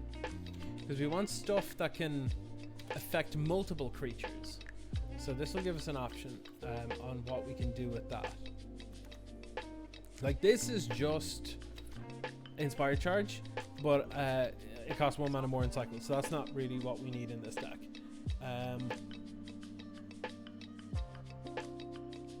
This might be okay actually. Silver Flame Ritual, because we'd be spending white mana on it regardless, so might be okay. We have that option. We have the option of playing Civic Stalwart, which I think might actually be the choice here. This might be the choice. It's only temporary boost, but it is a case of like I'll pay 4 mana as well, and unlike Inspired Charge, it will do less damage, but it will give me an additional body, which I kind of like. So I think it's between Silver Flame Ritual and Civic Stalwart, if I'm being honest. So what else have we got? Can't put a counter on it. No. Fortifying Provisions. Weirdly, maybe actually. For sideboard, I would sideboard this against like you know those spells that give like -1/-1 or 1 damage to each creature, like Blazing Volley and stuff. That seems pretty good. It's like Lumathread Field in Pauper, so I kind of like that. What else we got? More Planet Silver Flame, maybe because you like the idea of perma pumping. Yeah, it's perma pumping, and it's also giving vigilance. So I think that's the one that we're gonna go for. So let's go for that. Now, I would be pretty happy to like, we're kind of close to where we want to be with the deck anyway. So like, here's what we're looking at. So we're looking at all of our little 1-drops. We need to have sort of reason for running them, I guess. Otherwise, there's no point. So, for example, like the lifelinkers, are really good. So let's put them over on the side here. Then we have flyers here. So no, I didn't want to do that. Okay, so we have flyers / pumpy things / doing stuff. So this is the tricksy side of things. Where we can tap down creatures, or we can pump a creature, we can make a flyer, we can tap 2 creatures and have a flyer. This is our resilience to removal. This is our card that's pretty good against control, because we can just do it on end step and like force them to tap out on their turn to do things. This is our deal with big creatures. This is our pump the team, our what's it called again? Not Unified Charge, it's the Unbreakable Formation. This is like the equivalent for us here. Karamatcha's Blessing feels like, yeah, I do think we can go down to like maybe 22 lands, maybe even 20, to be honest. But I think 22 is safe, because we do want to cast some 3-drops at some point, and we do have 4-drops. So I think 22 is fine.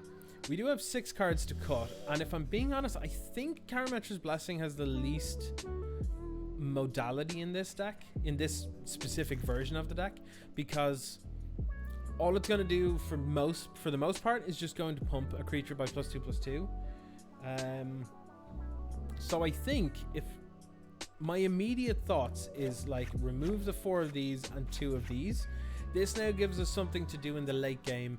It gives us something else to do if we don't get enough creatures and stuff, and it's just a little bit of a mana sink. I think this is kind of the deck we're looking at, or at the very least we're like 90% there, you know. So here are our little 1-drops and our little duders.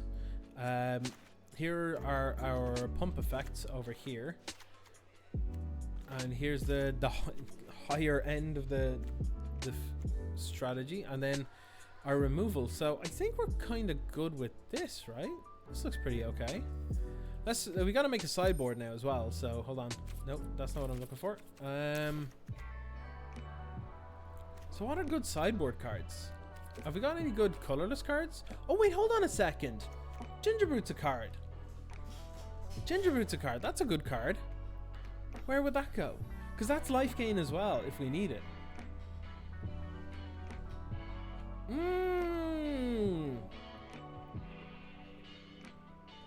Look, good old Gingerbroot. Gotta love it. Gotta love it.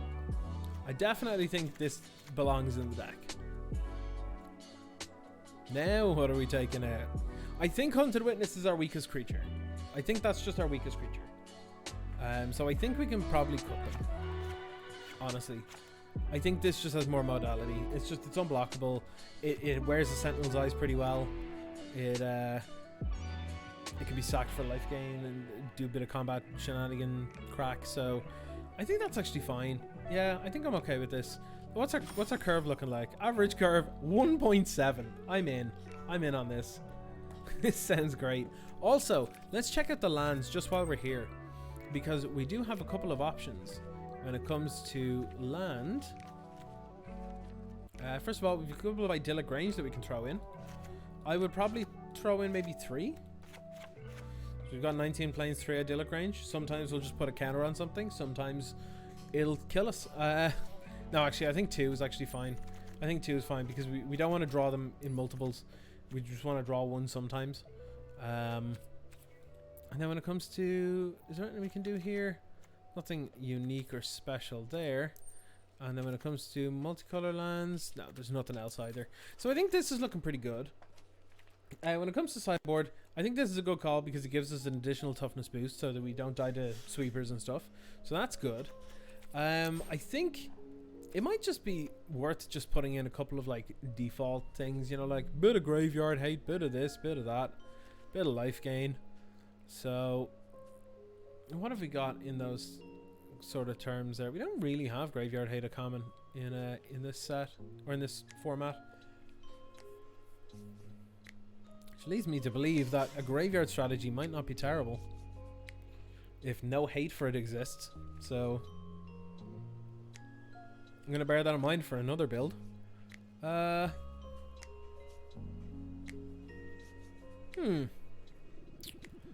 do I want to put in? What do I want to put in? I guess more removal. Oh, you know what's good actually? What's pretty good is Light of Hope. Light of Hope's pretty handy. I'll stick in 3 of those. Seems fine. I think a way of gaining life wouldn't be terrible. Wouldn't be terrible. I think Divine Arrow is probably worth bringing in. I think out of the 2 options here, this poor Pegasus got it bad. So I feel bad for them. So I'll put it in here. Just another 2, just extra ways to kill stuff. When it comes to yeah, Disenchant's a good call too. Where's that gone? There we go. Disenchant is good. I'll put it up to 2 for now because we have destroyed target enchantment with Light of Hope. So it's only artifacts we'd be really concerned about, which I'm fine with. And then our to be honest, we're actually filling the sideboard pretty quickly, so I'm pretty happy with that. I think if we're facing a lot of big chonkers, I'd be okay with dropping some Luminous Bonds in. I don't like this one. This one looks silly. These ones look cool though. Also, like if I had to choose between the 2 here, I actually really like the Ixalan set symbol. So let's go with, I don't know, 2 of those, I guess. Maybe some light shields to deal with opposing aggro or something. Yeah, Ixalan art. Ixalan art's badass. Like, so much of it is so cool.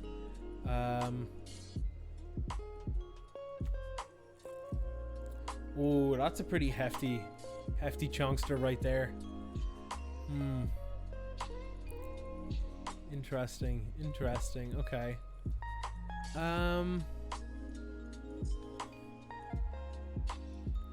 It's weird. I'm not sure what else to add.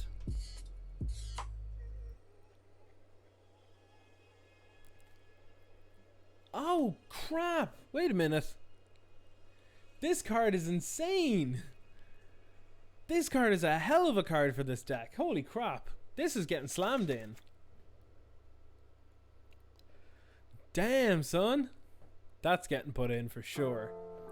Now, okay, time to, yeah, 4 main board. Time to redo this. Let's cut 1 tactician. Let's cut 1 tactician.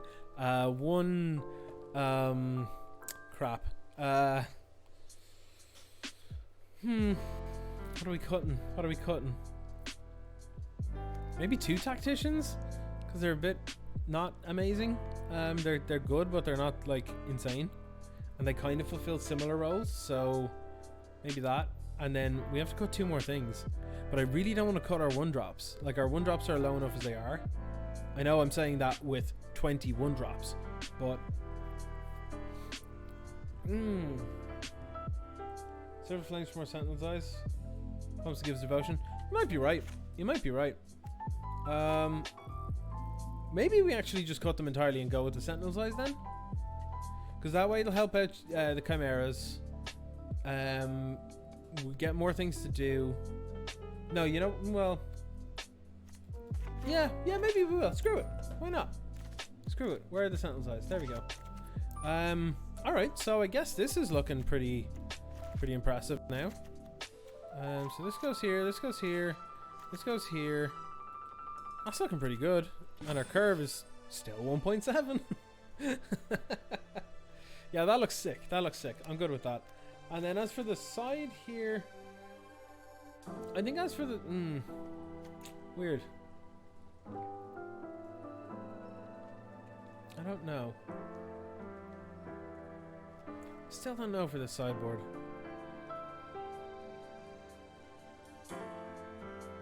Maybe we need something like... What can grind out? Is there anything that's good that in the format that can grind out?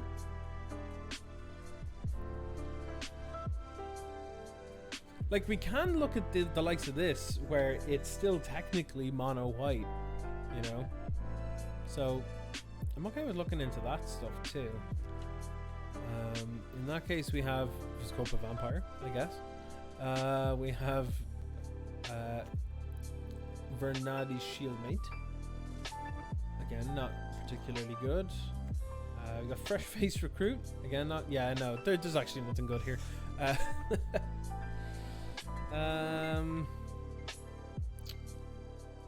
Yeah, I think we're kind of close to... You know what? Are there any... Oh, hold on. Are there any good Convoke options? Here we go. Yeah, I kind of like this. I kind of like this in the sideboard. Have like just a big old hefty chunkster, I think. Over here. I'll put like 2 in. Screw it. It's fine, right? Whatever. P. White Weenie. I'm naming the deck after myself. Let's go. Okay, so that's one build. I want to kind of build maybe like 3. Maybe like 3. And I kind of like this idea of like, you know, just bouncing some ideas back and forth. And just trying them out. Okay, so I'd like to like avoid white this time, just because I don't want to have like all of the same colors in the different decks and stuff. So should we look at a mono red list? We should probably look at mono red. Let's just jam in everything that looks like it could fit. Scorch Spitter, yep, seems okay. Torch Carrier, yeah. Weaselback, sure, why not? Infuriate, yeah, Infuriate could actually work. Yeah, screw it. Shock as well.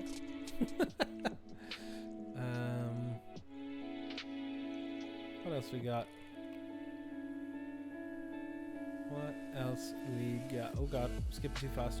Oh, actually, we've got a lot to look at here. A hell of a lot. Because we've Hellfire.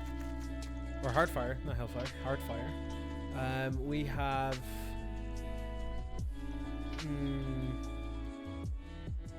Could do Burning Prophet. I'm not sure there's enough support. Quite. Maybe? I don't know. We'll have to see. But like, we've got Rimrock Knight, and we've got like Scorching Dragonfire and stuff as well. We've 7 friggin' dwarves. Like, that's insane. 7 dwarves is insane. Underworld Ragehound seems like our good like recursive threat. So I'd be good with putting at least, I don't know, all of them in.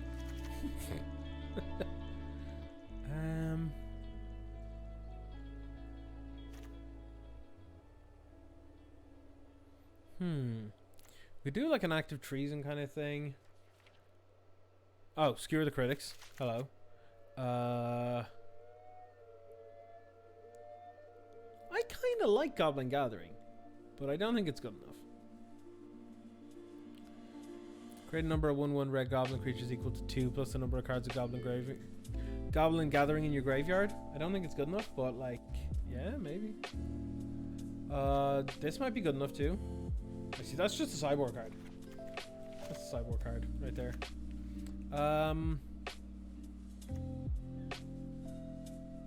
This seems like the finisher for the deck, right?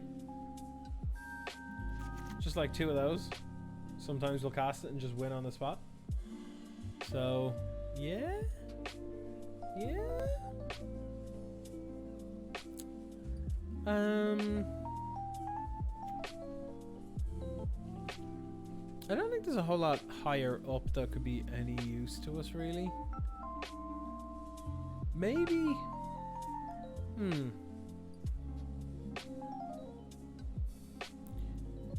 Maybe the Ferocious Tigerilla. Maybe. It just gives us options, like modality and stuff. But maybe that's just sort of long game kind of thing that like I'm used to playing to. So maybe it's not actually good. It's likely not good actually now that I think about it. What are our options out here? Footlight Fiend.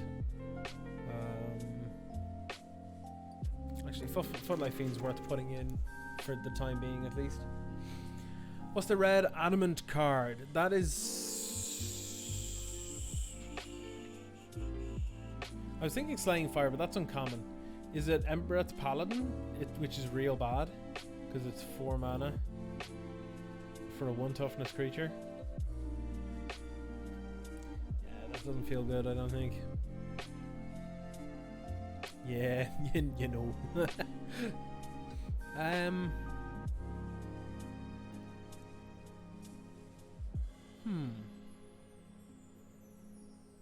What about Iros' Blessing? What does it do again? Nah, it's not worth it. So far we have 77 cards in our deck. I think we need to work out what the hell we're doing. That seems like a big scary threat, but it's probably not good enough. As cool as the art is, I don't think we can put it in.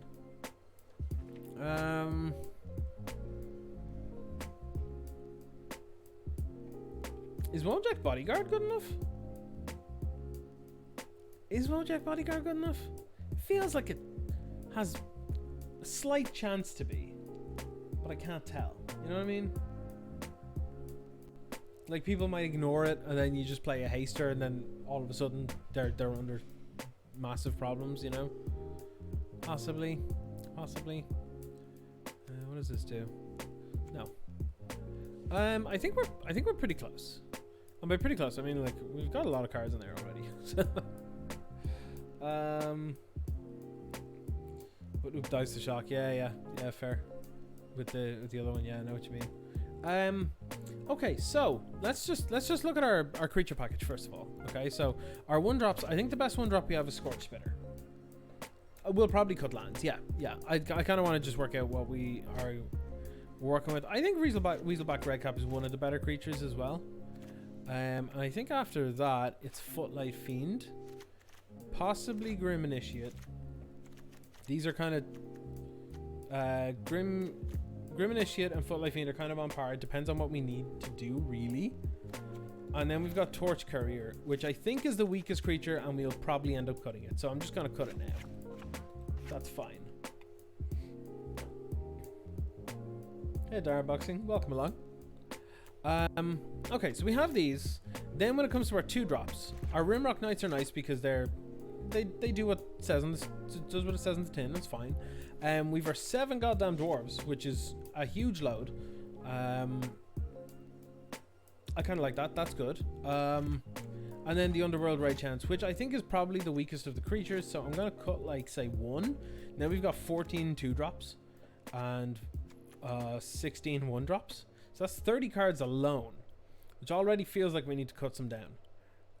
But I think 7 Dwarves is actually like the best creature in the deck, possibly, apart from maybe Scorch Spitter. But I think you're right. We might just have 1. We might just have 1. Go with that, and then I don't think I want to try. This is probably going to be pretty interactive, so I think I would prefer Grim Initiates to Footlight Fiends.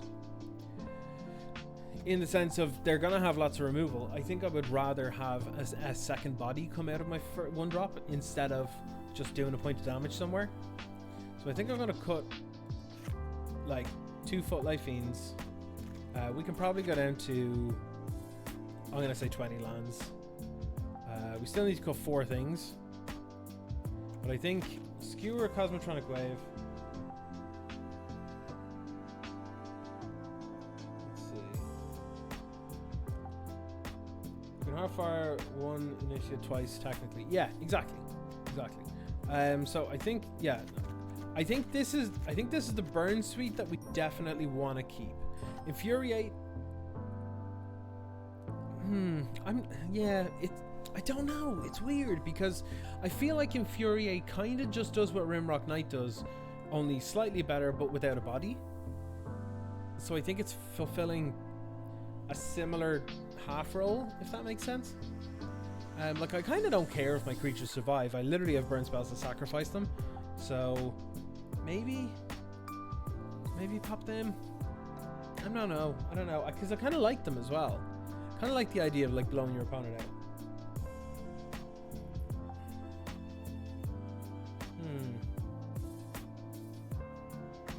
You reckon? Yeah, see, yeah, that's kind of my issue.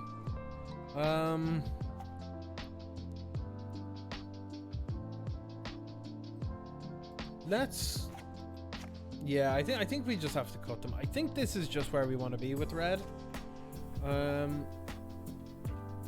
Let's just go with the RDW. Okay, so that's Pauper. So that's Pauper red deck done. Sort of. Well, actually, we need sideboard. We would probably throw these in for, you know, just extra removal and stuff. You want to name the deck? Red for Filth. All right, let's get it on. Red for Filth.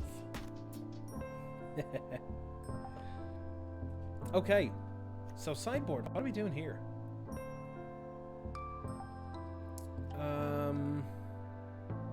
Maybe Burning Tree Vandal's actually pretty good because it'll help us like not in the main deck, but in the sideboard to sort of like grind out a little bit, possibly.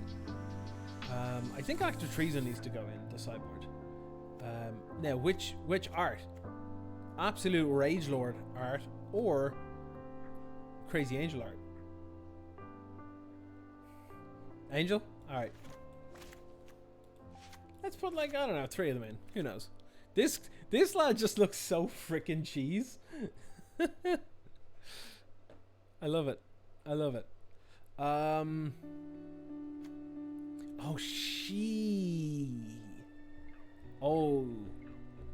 she angry though. I don't think we can fit it. Honestly, I don't think we can fit it. I don't think we can. Cosmotronic Wave is just too good. It is a real good card. It's a real good card.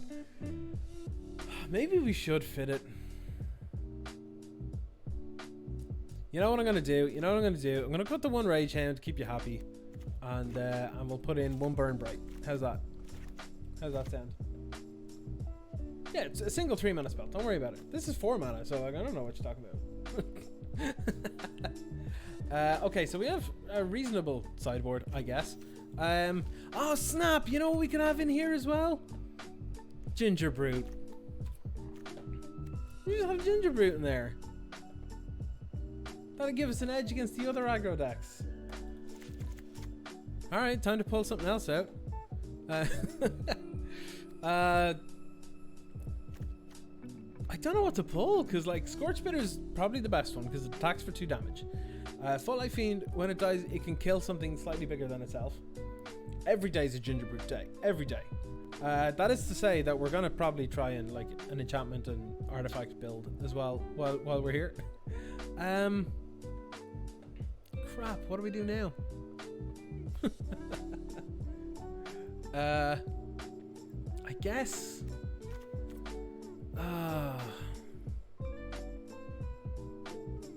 if all the glitters was common, I would be petitioning to get a banned in Pauper.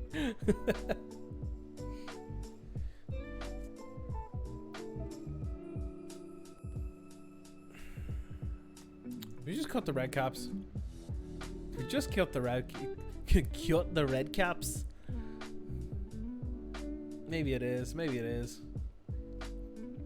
Maybe we could cut 2 of each, and have like 2 red caps and 4 ginger root. Maybe. You know what? That sounds fine. Oh no, wait. What am I doing? I don't want to remove it. There we go. Yeah. Look, that's whatever. We got it, right? We got it. Everything's red except ginger root, which is ginger, so therefore it's red, right? So it's fine. Worry about it. It's all good. It's all good. It's red for filth. Now, I do want to make another. I want to make like a more controlly one because we have literally made like 2 aggressive decks. So definitely want to try something else out. Let's have a look at. Let's have a look at the enchantments and artifacts that are available. Like I said, we'll have a look at those, and see what we got. See what's available to us. Okay. Okay. So we have like first of all, Mantle of Tides stands out as a pretty good one. We have options like Sentinel's Eyes. We saw in the White Weenies build. We've got Pacifism and stuff. Blue seems to have a few reasonable ones, like Ichthyomorphosis and stuff is pretty decent. Black has Kai's Ghost Form and Deadweight, so we can have some sort of like slow recursion kind of thing. Envoy? Where's the Envoy again?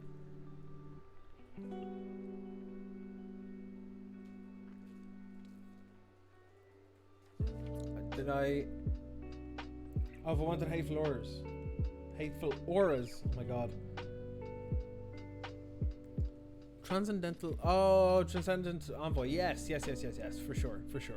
Doing Auras. Yeah, so Auras feels like it has to be at least white.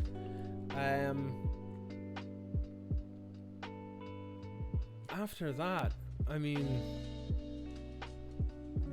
Are there enough payoffs for this though? It feels like it's white-green then, right? Because you got like Warbriar's Blessing, you got Citizen Training, Urban Utopia. Actually, that's kind of it though as well. Maybe it's a little light.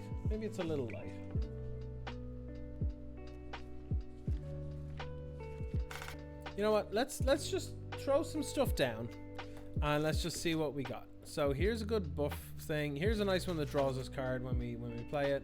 Here's a payoff, or here's a cost reducer. So let's just put creatures over there, and here's some interesting bits here. Other things that immediately stand out as like into our game plan in white. That's kind of it. Glaring Ages is actually pretty okay, but we will see how that goes. Yeah, I think Blue Splash might be okay.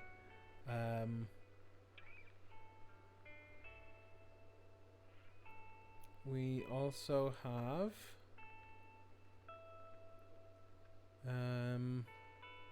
just having a quick look here. Like Slimebind and stuff's actually probably pretty good. We also have Black to be considering as well. Black can get us stuff back. I honestly think with Citizen Training and Warbriar's Blessing, we can't not run green. Urban Utopia helps us to hit colors and stuff, I guess. So, ooh. This is a toughie, and I don't feel super comfortable with the idea of running a 3-color deck that's trying to run aggressive things in this format, because the fixing's really not good. Maybe this doesn't have quite what we need just yet. Even 2-color aggro is hard.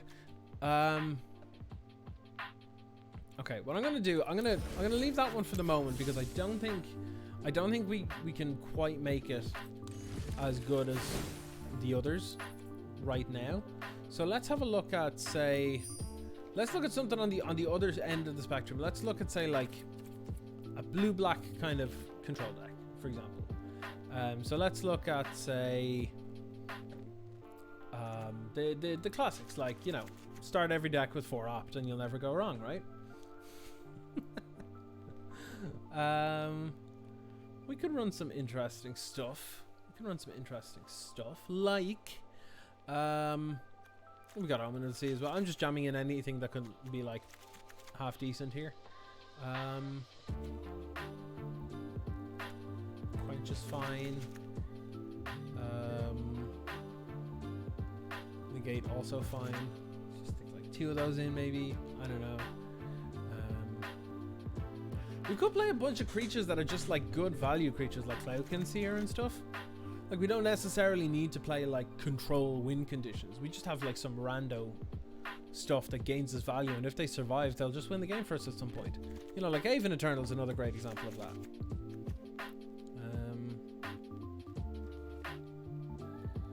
And yeah, stuff like that, you know. Like what else we got? What else we got?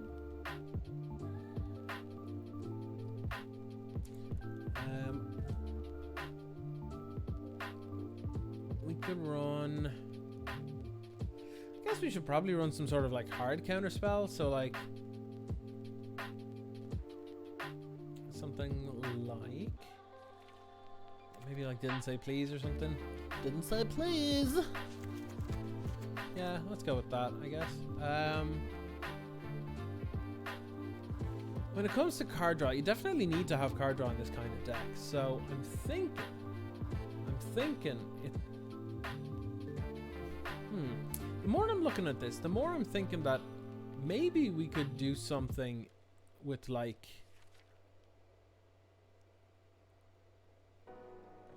maybe a little bit of like mutate, maybe. Maybe we do like a mutate mid-range. Let's have a look at what are in colors that has mutate. Okay, so we have it looks like sort of green blue is kind of the way to go with it, but possibly. Oh, I'm drinking water. Shit, here we go. Oh god.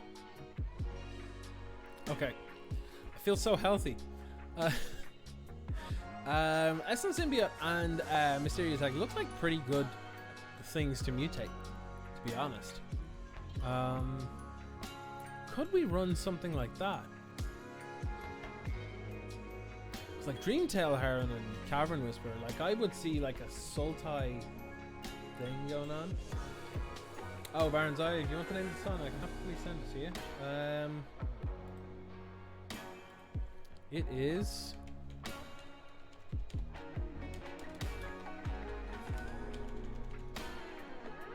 there we go. There you are.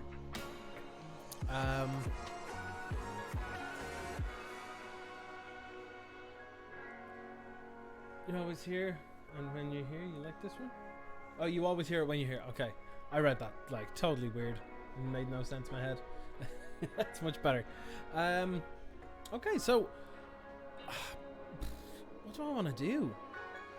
Do I want to build a mutate deck? Like, it doesn't look like there's enough to build a dedicated mutate deck without going into like 3 colors. And is that worth doing with the abilities that they have? And in my opinion, no. Because what happens if you mutate like 3 of these things together? You'll get a land, your opponent will discard a card, and you draw a card. In this kind of format, that's not really going to do anything, like at all, really. I could definitely see some sort of like aggressive deck that could run like some Vulpikeets and just happen to mutate onto stuff to make them bigger and whatever. That's probably more viable, I think. You know what? We might just look at. Could a mono black deck, like a mono black control deck, be any good? That could be a thing too, right?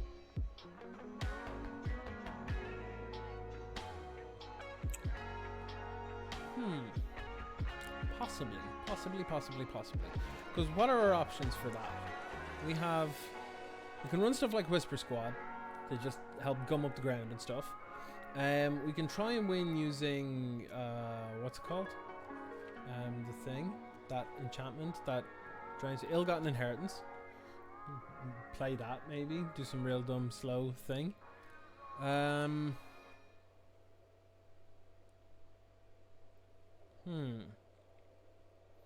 Oh, you know what? There's a banned deck in this as well that runs like Clear the Mind and all this kind of thing, and it's a turbo fog deck, and it's really gross, and basically goes to time every time, and it's horrible. But it basically, all it does is it just draws cards, gains life, and fogs, and then Clear the Mind just loops all the things back into the deck and just goes again and again and again and again, and it's horrible. So I don't think I'll do that one, actually, now that I think about it. Yeah, I don't think I'll do that one. But actually, you know what's a good idea? Let's have a look at the gold commons, because that can give us some insight as to what might actually be good. Notion Raid and Artful Takedown and Whisper Agent seem pretty reasonable, so might end up on the blue-black after all. What about over here? Growth Spiral? We got Growth Spiral, I guess. Yeah, hold on. Let me see if I can bring up a list for this, because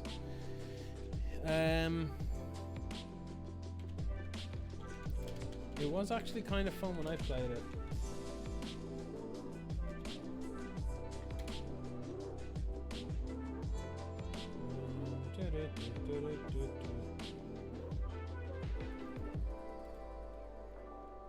Just gonna see if I can find some here now. Bear with me.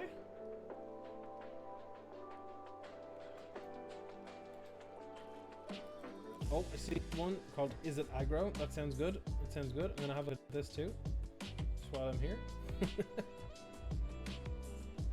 Oh, and Azorius Flyers and Mono White Auras. Are these actual Pauper decks or what are they?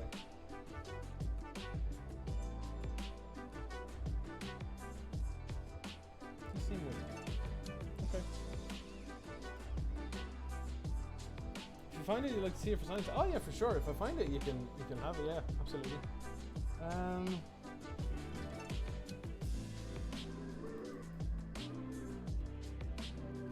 Do we just try and make cycling work though? Is that the thing? Is that what we do?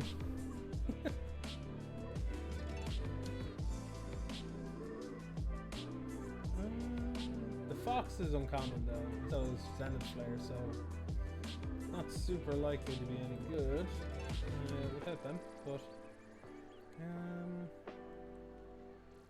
that is very weird. I clicked on, I'm just looking online to try and find some decks for, and I clicked on one that says Is It Aggro, but it's actually, when you open it up, it's Golgari mid-range deck. So, okay.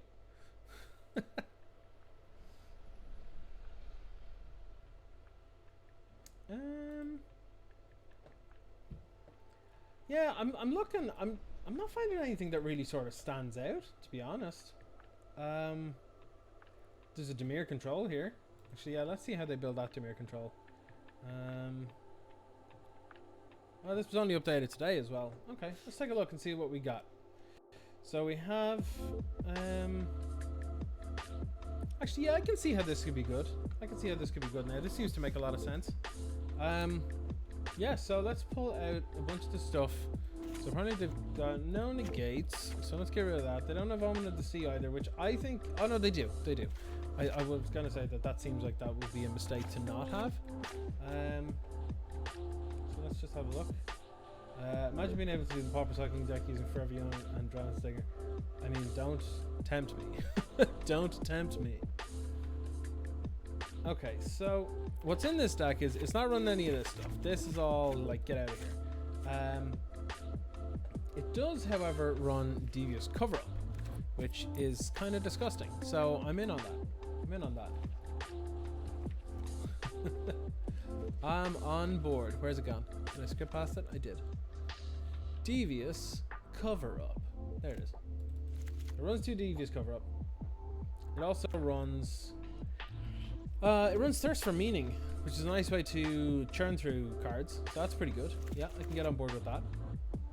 It then also runs... it runs like 4 Bake Into a Pie / Murder effects. And then... Okay, so it doesn't run Quench. Doesn't run Didn't Say Please. And doesn't run Opt. These are the blue cards it runs by the looks of it. Okay, so this looks fine. And then, let's go over here. The black cards, it runs... I prefer this Art for Deadweight. The Derpy Rabbit doesn't quite do it for me, I'm afraid. Leanne's over here singing. Myers Grasp. There we go. Let's get 3 of those in. And then we have to get in our sweeper. Where's our sweeper? Suffocating Fumes. Here it is.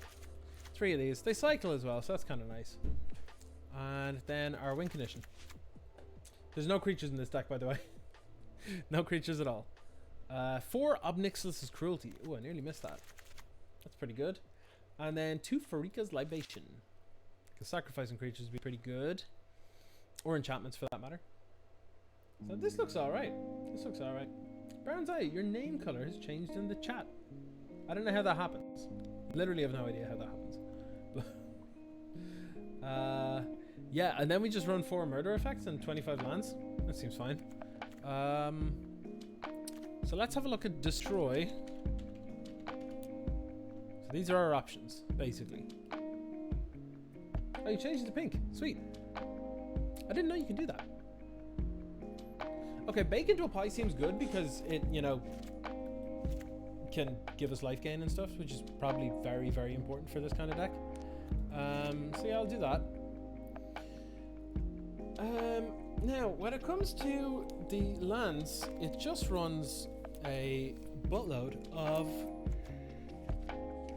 Where are they gone? These. 4 Guild Gates. And then 4 Backwaters. Tilts me that I've got 3 of one art and 1 of another, but you know what? I'll make do. That's fine. So that's that. Now we have to add 1 more land. It runs 8 islands and 9 swamps, so it's a little bit different from this. There we go, done. And this is going to be I'm going to call this Bold Boy, because that's exactly what the Ill-Gotten Inheritance has. Just a bold boy sitting in a room full of coins. Bold boy. Do I not have 1 wild card? I've 9 total, but you know what? I'll just use them on something else. You wish that were you? You're not alone, buddy. You're not alone. Okay, so that's that. Now with the sideboard, I'm pretty sure black has some pretty good options for sideboard, right? It's got to. It's got to. It can't not. Like it's got stuff like 4 duress for, you know, opposing control-y games. I feel like something that'd be good against like aggressive decks. So maybe something like with lifelink or similar. Child of Night's Garbo, so I don't really want to use that.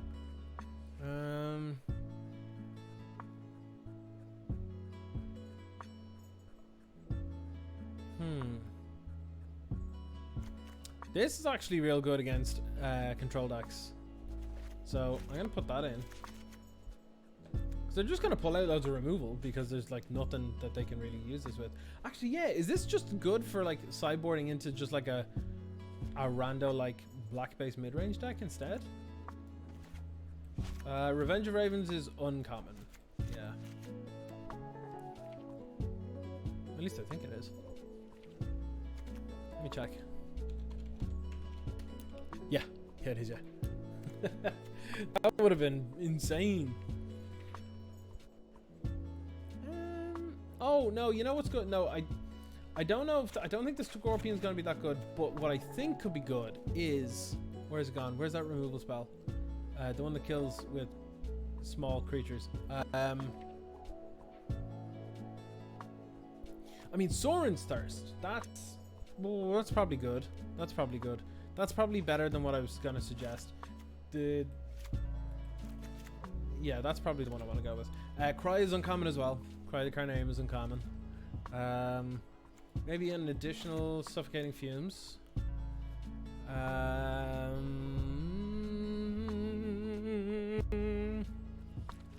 guess just like, I don't know what to put in here. Like, what do you need? More counter spells? I don't know. What's over here? Notion Rain, Artful Takedown. Not a lot going on, really. Let's check blue.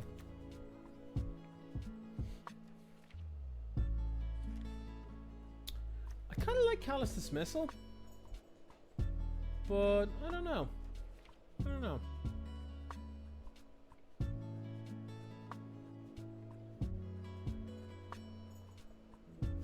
Kind of like a Disdainful Stroker too, because there are bound to be some big old stompy decks.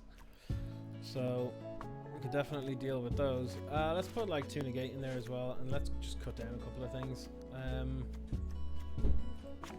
Pull out one of those, pull out one of those, and just go with that, I guess. It's fine, right? Whatever. Whatever.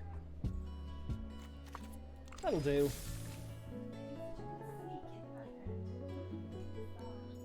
Apparently, Leanne snuck in the background and nobody saw. I'm just having a look and see if there are any other options for decks, because these seem fine, but like nothing's really sort of standing out to me. You know what I mean? Nothing's really sort of getting me want to play with them. Sink my teeth in, so to speak. But I'm just loading up a couple here.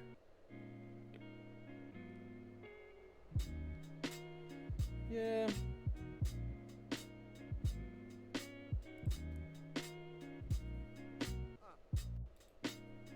Yeah, I'm not getting a whole lot here. But these seem fine.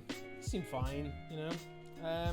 I can play one game with one of them. So, Barnes, you've been around for the building of these decks and putting a lot of input in. So, I'll play a quick game with one of them if you like, before I have to head off and make dinner and get ready to play an F&M tonight. But I'll play it here for sure. So we've got white, red, or blue, black control. I'm assuming you want red for filth, considering you named it.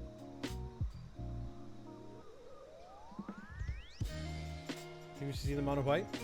I mean, I do think we both worked on this one quite well. So I think you might be good for that one. Yeah, I'd agree. Let's do it. Ooh, oh, it's getting warm in here. I don't know how it's getting warm in here now that it's the evening time. But you know what? It's probably my PC. My PC just like can't handle anything anymore. Really interesting both. Like if this goes quickly, like it'd be fine. But it has been pretty warm. And see, the downside here is that, like I said, my PC can't really handle much at all. So when it comes to you know, being on for a long period of time, you can nearly hear it. It's just constantly the fan is going.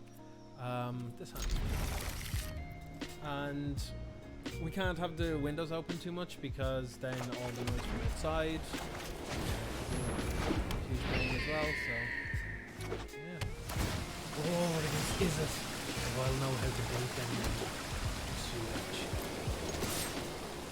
Yeah, my question here is, do I want a lot of Rune Enforcer and be able to tap something next turn and get me closer to having this out next turn? Actually, I think I do want to do that. Because if I get a land now, I can play Daybreak Chimera, provided they don't kill anything. And if I don't get a land, I can still just raise the alarm or kill one thing. I didn't do anything with this, so rip. Okay. Let's go with Daybreak Chimera.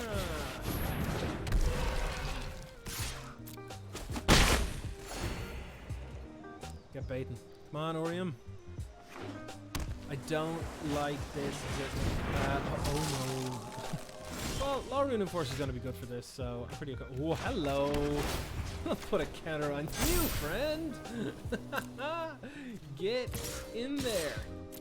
How do you like 5 in the air on turn 4? That's standard pauper, baby. That's terrible.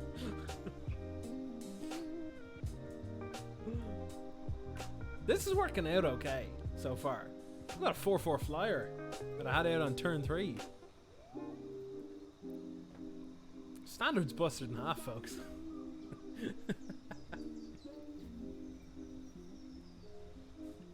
It's pretty sick. Daybreak Chimera is definitely what's making this deck. I can't say I love that. Like, we'll do what we can. I guess. Ooh. I mean, it's just 3 turn clock in the air, right?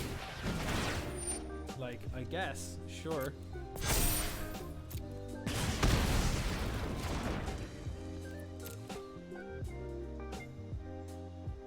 Like, I feel like we could just spend a bunch of cards, like ambushing the Spellgorger weird, but I feel like we're better off just not doing that and just end step flashing them in if they decide to attack. Just force the damage through.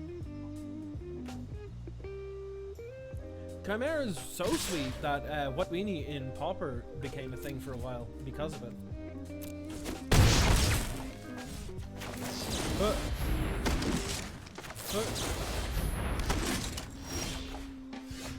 Alright, opponent. Here's a ton of damage. Oh, this is so good! Oh yeah, I'm not playing that weirdo. Hella fast. Hella fast indeed. Let's go. I'm gonna hold up planes. I've no reason to play it.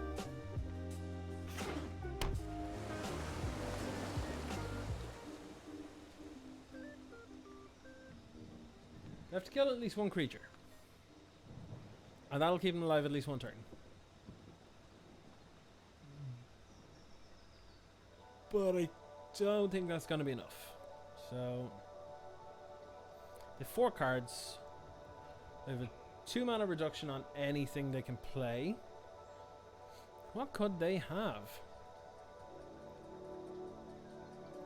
They could be running like main deck Blazing Volleys and stuff, which wouldn't be ridiculous, but it'd be unlikely, I imagine.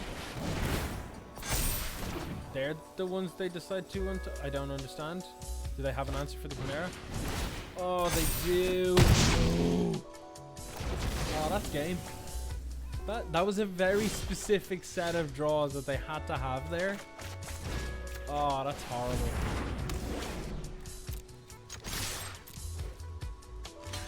Oh, that's ridiculous. What is with my opponents just gotcha in me all day? That was so bad. Oh. I shouldn't have put the pacifism on the Electrobouncers there. Don't put that on here. Don't shock it. Don't shock it. Don't shock it. Don't shock it. Get in the air. Don't shock it. Oh yeah, get there. We'll get there. It's typical that I said I didn't want to draw these in multiples, and then when I drew them in multiples, they were perfect. Excellent example of how I say something and then I'm just proven wrong.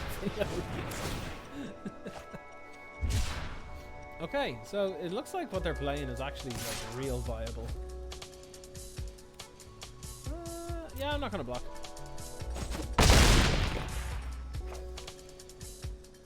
It doesn't benefit me to block, so let's see what I draw here. Sentinel's Eyes would be amazing. Sentinel's Eyes would be game over. Another Hawk is also pretty good. That kind of locks it up, but kind of also doesn't because of that 1 point of life they gained from the Swiftwater Cliffs. Oh lord.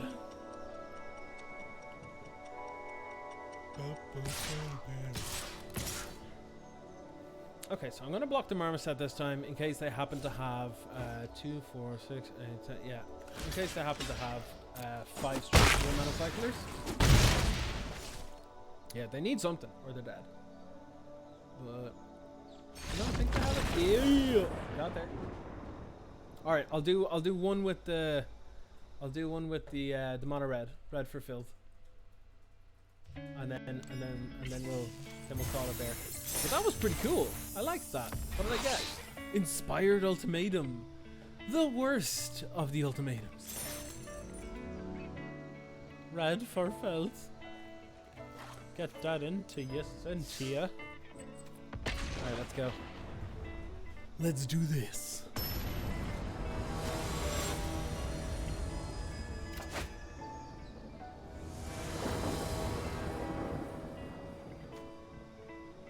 Have you ever seen a more potentially great but also god-awful hand? This represents 1, 2, 3, 4, 5, 9 damage and nothing else. So sorry. This is much better, and I'm just gonna bottom land.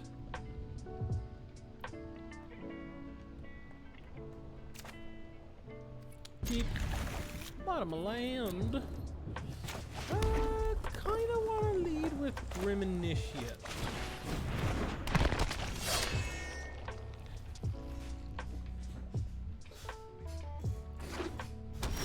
Are you ready?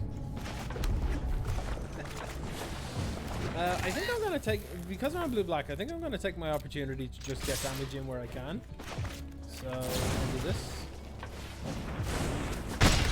Take 4, 2, no biggie, no biggie.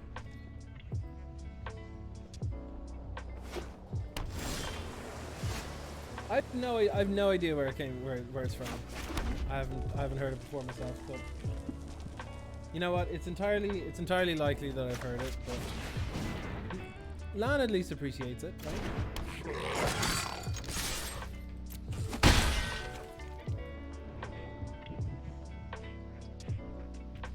Yeah, I heard this too.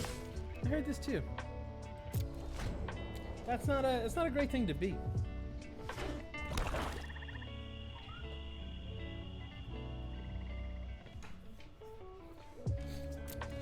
Our opponent's done stone nothing, so I'm kind of okay with this so far.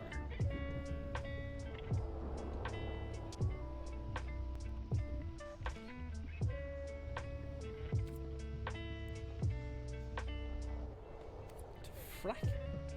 Right, that seems woeful. Let's just go and pump the red cap, I think. I feel like I want to force them to do something when it's least opportunist, like when it's least good for them, and I think that's mid-combat.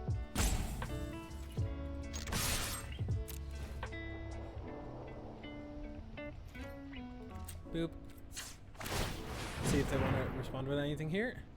Now, if they have what's called the 3-mana sweeper, like I said, then I'd be like, crap. But no, it's just cruelty. That's fine. I can take it. Boop, boop. And then boop. Let's go with this.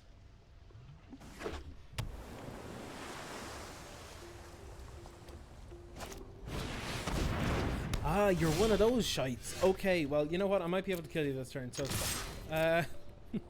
This is 3. This should bring you to 9, 8, 7, 6, 5, 4, 3. Next turn, though. Next turn, though. Let's do it. Let's do it. Let's do it.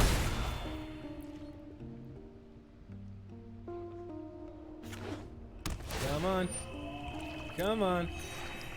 These incidental life gain lands are back-breaking for aggro decks. Yeah, that's fine. I can deal with that, I guess. Deal with that. Yeah, I figure the Dimir control type will be kind of popular here. Now, be mana efficient.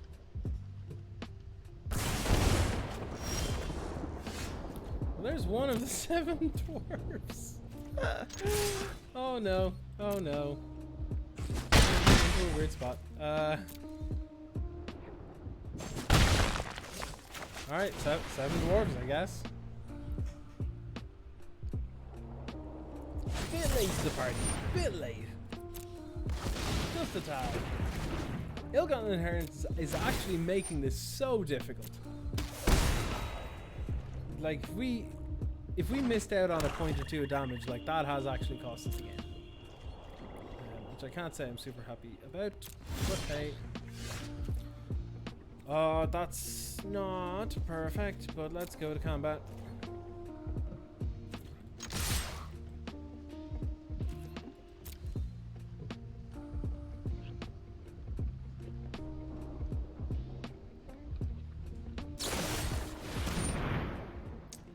Make me sack a creature. Make me sack a creature. What do I want to do?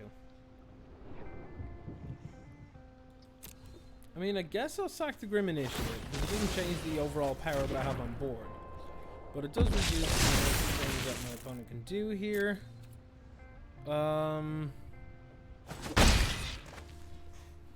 Do I lop off this Heartfire now? That's what I'm thinking. The likelihood of them having something for it is a bit high, all things considered.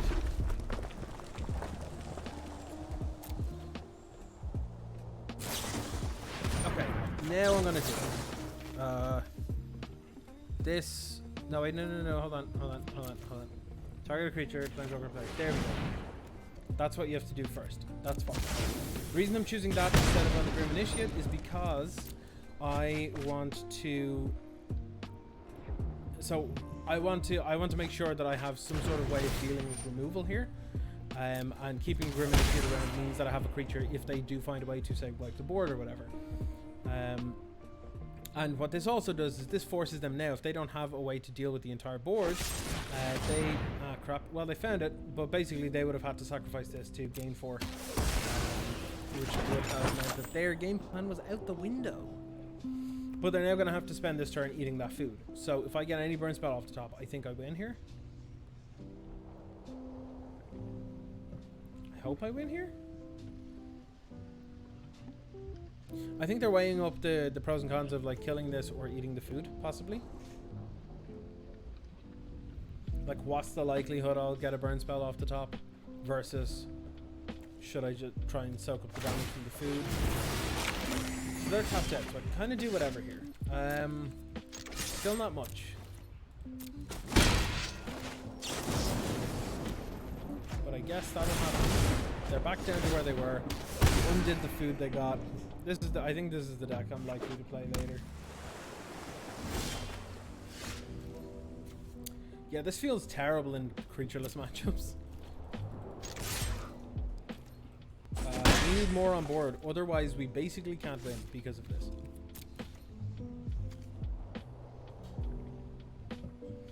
So, it's not great. Not great.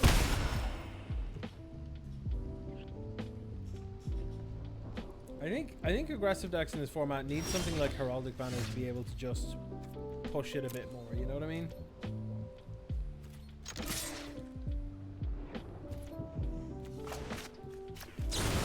Let's see what this does. Probably forces a counterspell, but like, if they have it, they have it. If they don't, they don't. Exit 5. That means we lose both creatures. That's a massive beating, but have to do it to try and win, right?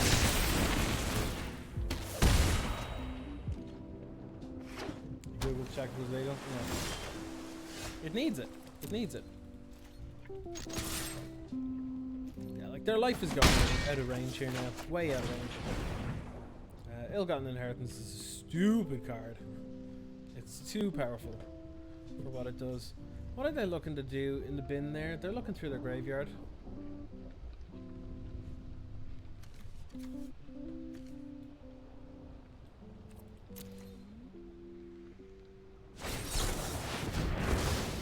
Ah, devious cover up. Yeah, okay.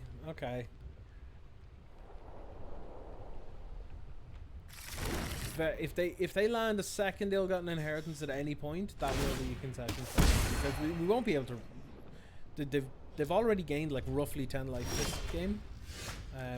Like even a skewer the critics off the top ain't gonna do it.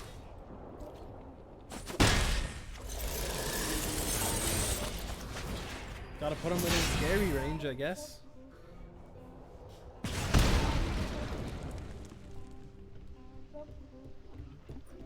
Like if they tap low at like this coming turn, and I get a Heartfire off top, like it's okay. If I get a Heartfire now, it's probably game over for me because I've never got pressure and they're just rebuilding their life. But let's go with this. They've no cards left in hand really. They've won, so like. It's either a land, a removal spell, or a counter spell. They didn't counter it, and they played a land, so it's a removal spell.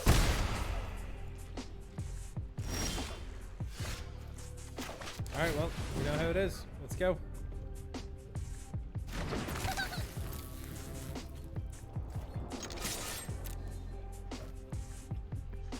another removal spell. I can feel it. There it is. Oh, we're dead. Yeah, we're so dead. In another couple of turns, I can just sack this and then. Yeah. Nah, rip and peps. Oh well. Yeah, against other kinds of decks, it could absolutely succeed, for sure. It definitely felt like it had the power and it had the reach. They just gained so much incidental life that couldn't really do much about it, you know? Just seems like it's probably not a good matchup for that kind of thing. Because again, it's all removal spells, it's all counter spells, and then eventually you'll just win the game with a life drain. So, yeah. But that is it for myself this evening, folks. If you want to do the F&M at home on Arena, go right ahead. You've still got like 17 hours left to do it, so that's all good. If you enjoyed this, be sure to click on the old follow button there. Means a lot. Same with subscribing. If you have Amazon Prime, you can subscribe to Twitch Prime and give some back to me, give some benefit and stuff without having to pay anything extra, which is quite nice. Or you can sub to me on Patreon, or you can give me a coffee, all that kind of stuff. Also over on YouTube, you can subscribe there. That's where I'll be putting the VODs. I'll be putting the VOD for this up tomorrow over there, so if you can miss any of this, you can catch up there. And if you want to contact me at all, jump over to me on Twitter. That's where I am like 90% of the time. So that's going to be it for me, everybody. Enjoy F&M. I'm going to try my best. I'm probably going to play that Dimir control deck because I'm a degenerate. But that's it. Everybody have a great weekend, whatever you're doing, indoors safely, hopefully. And stay safe. Take it easy. Wash your hands. And keep on janking.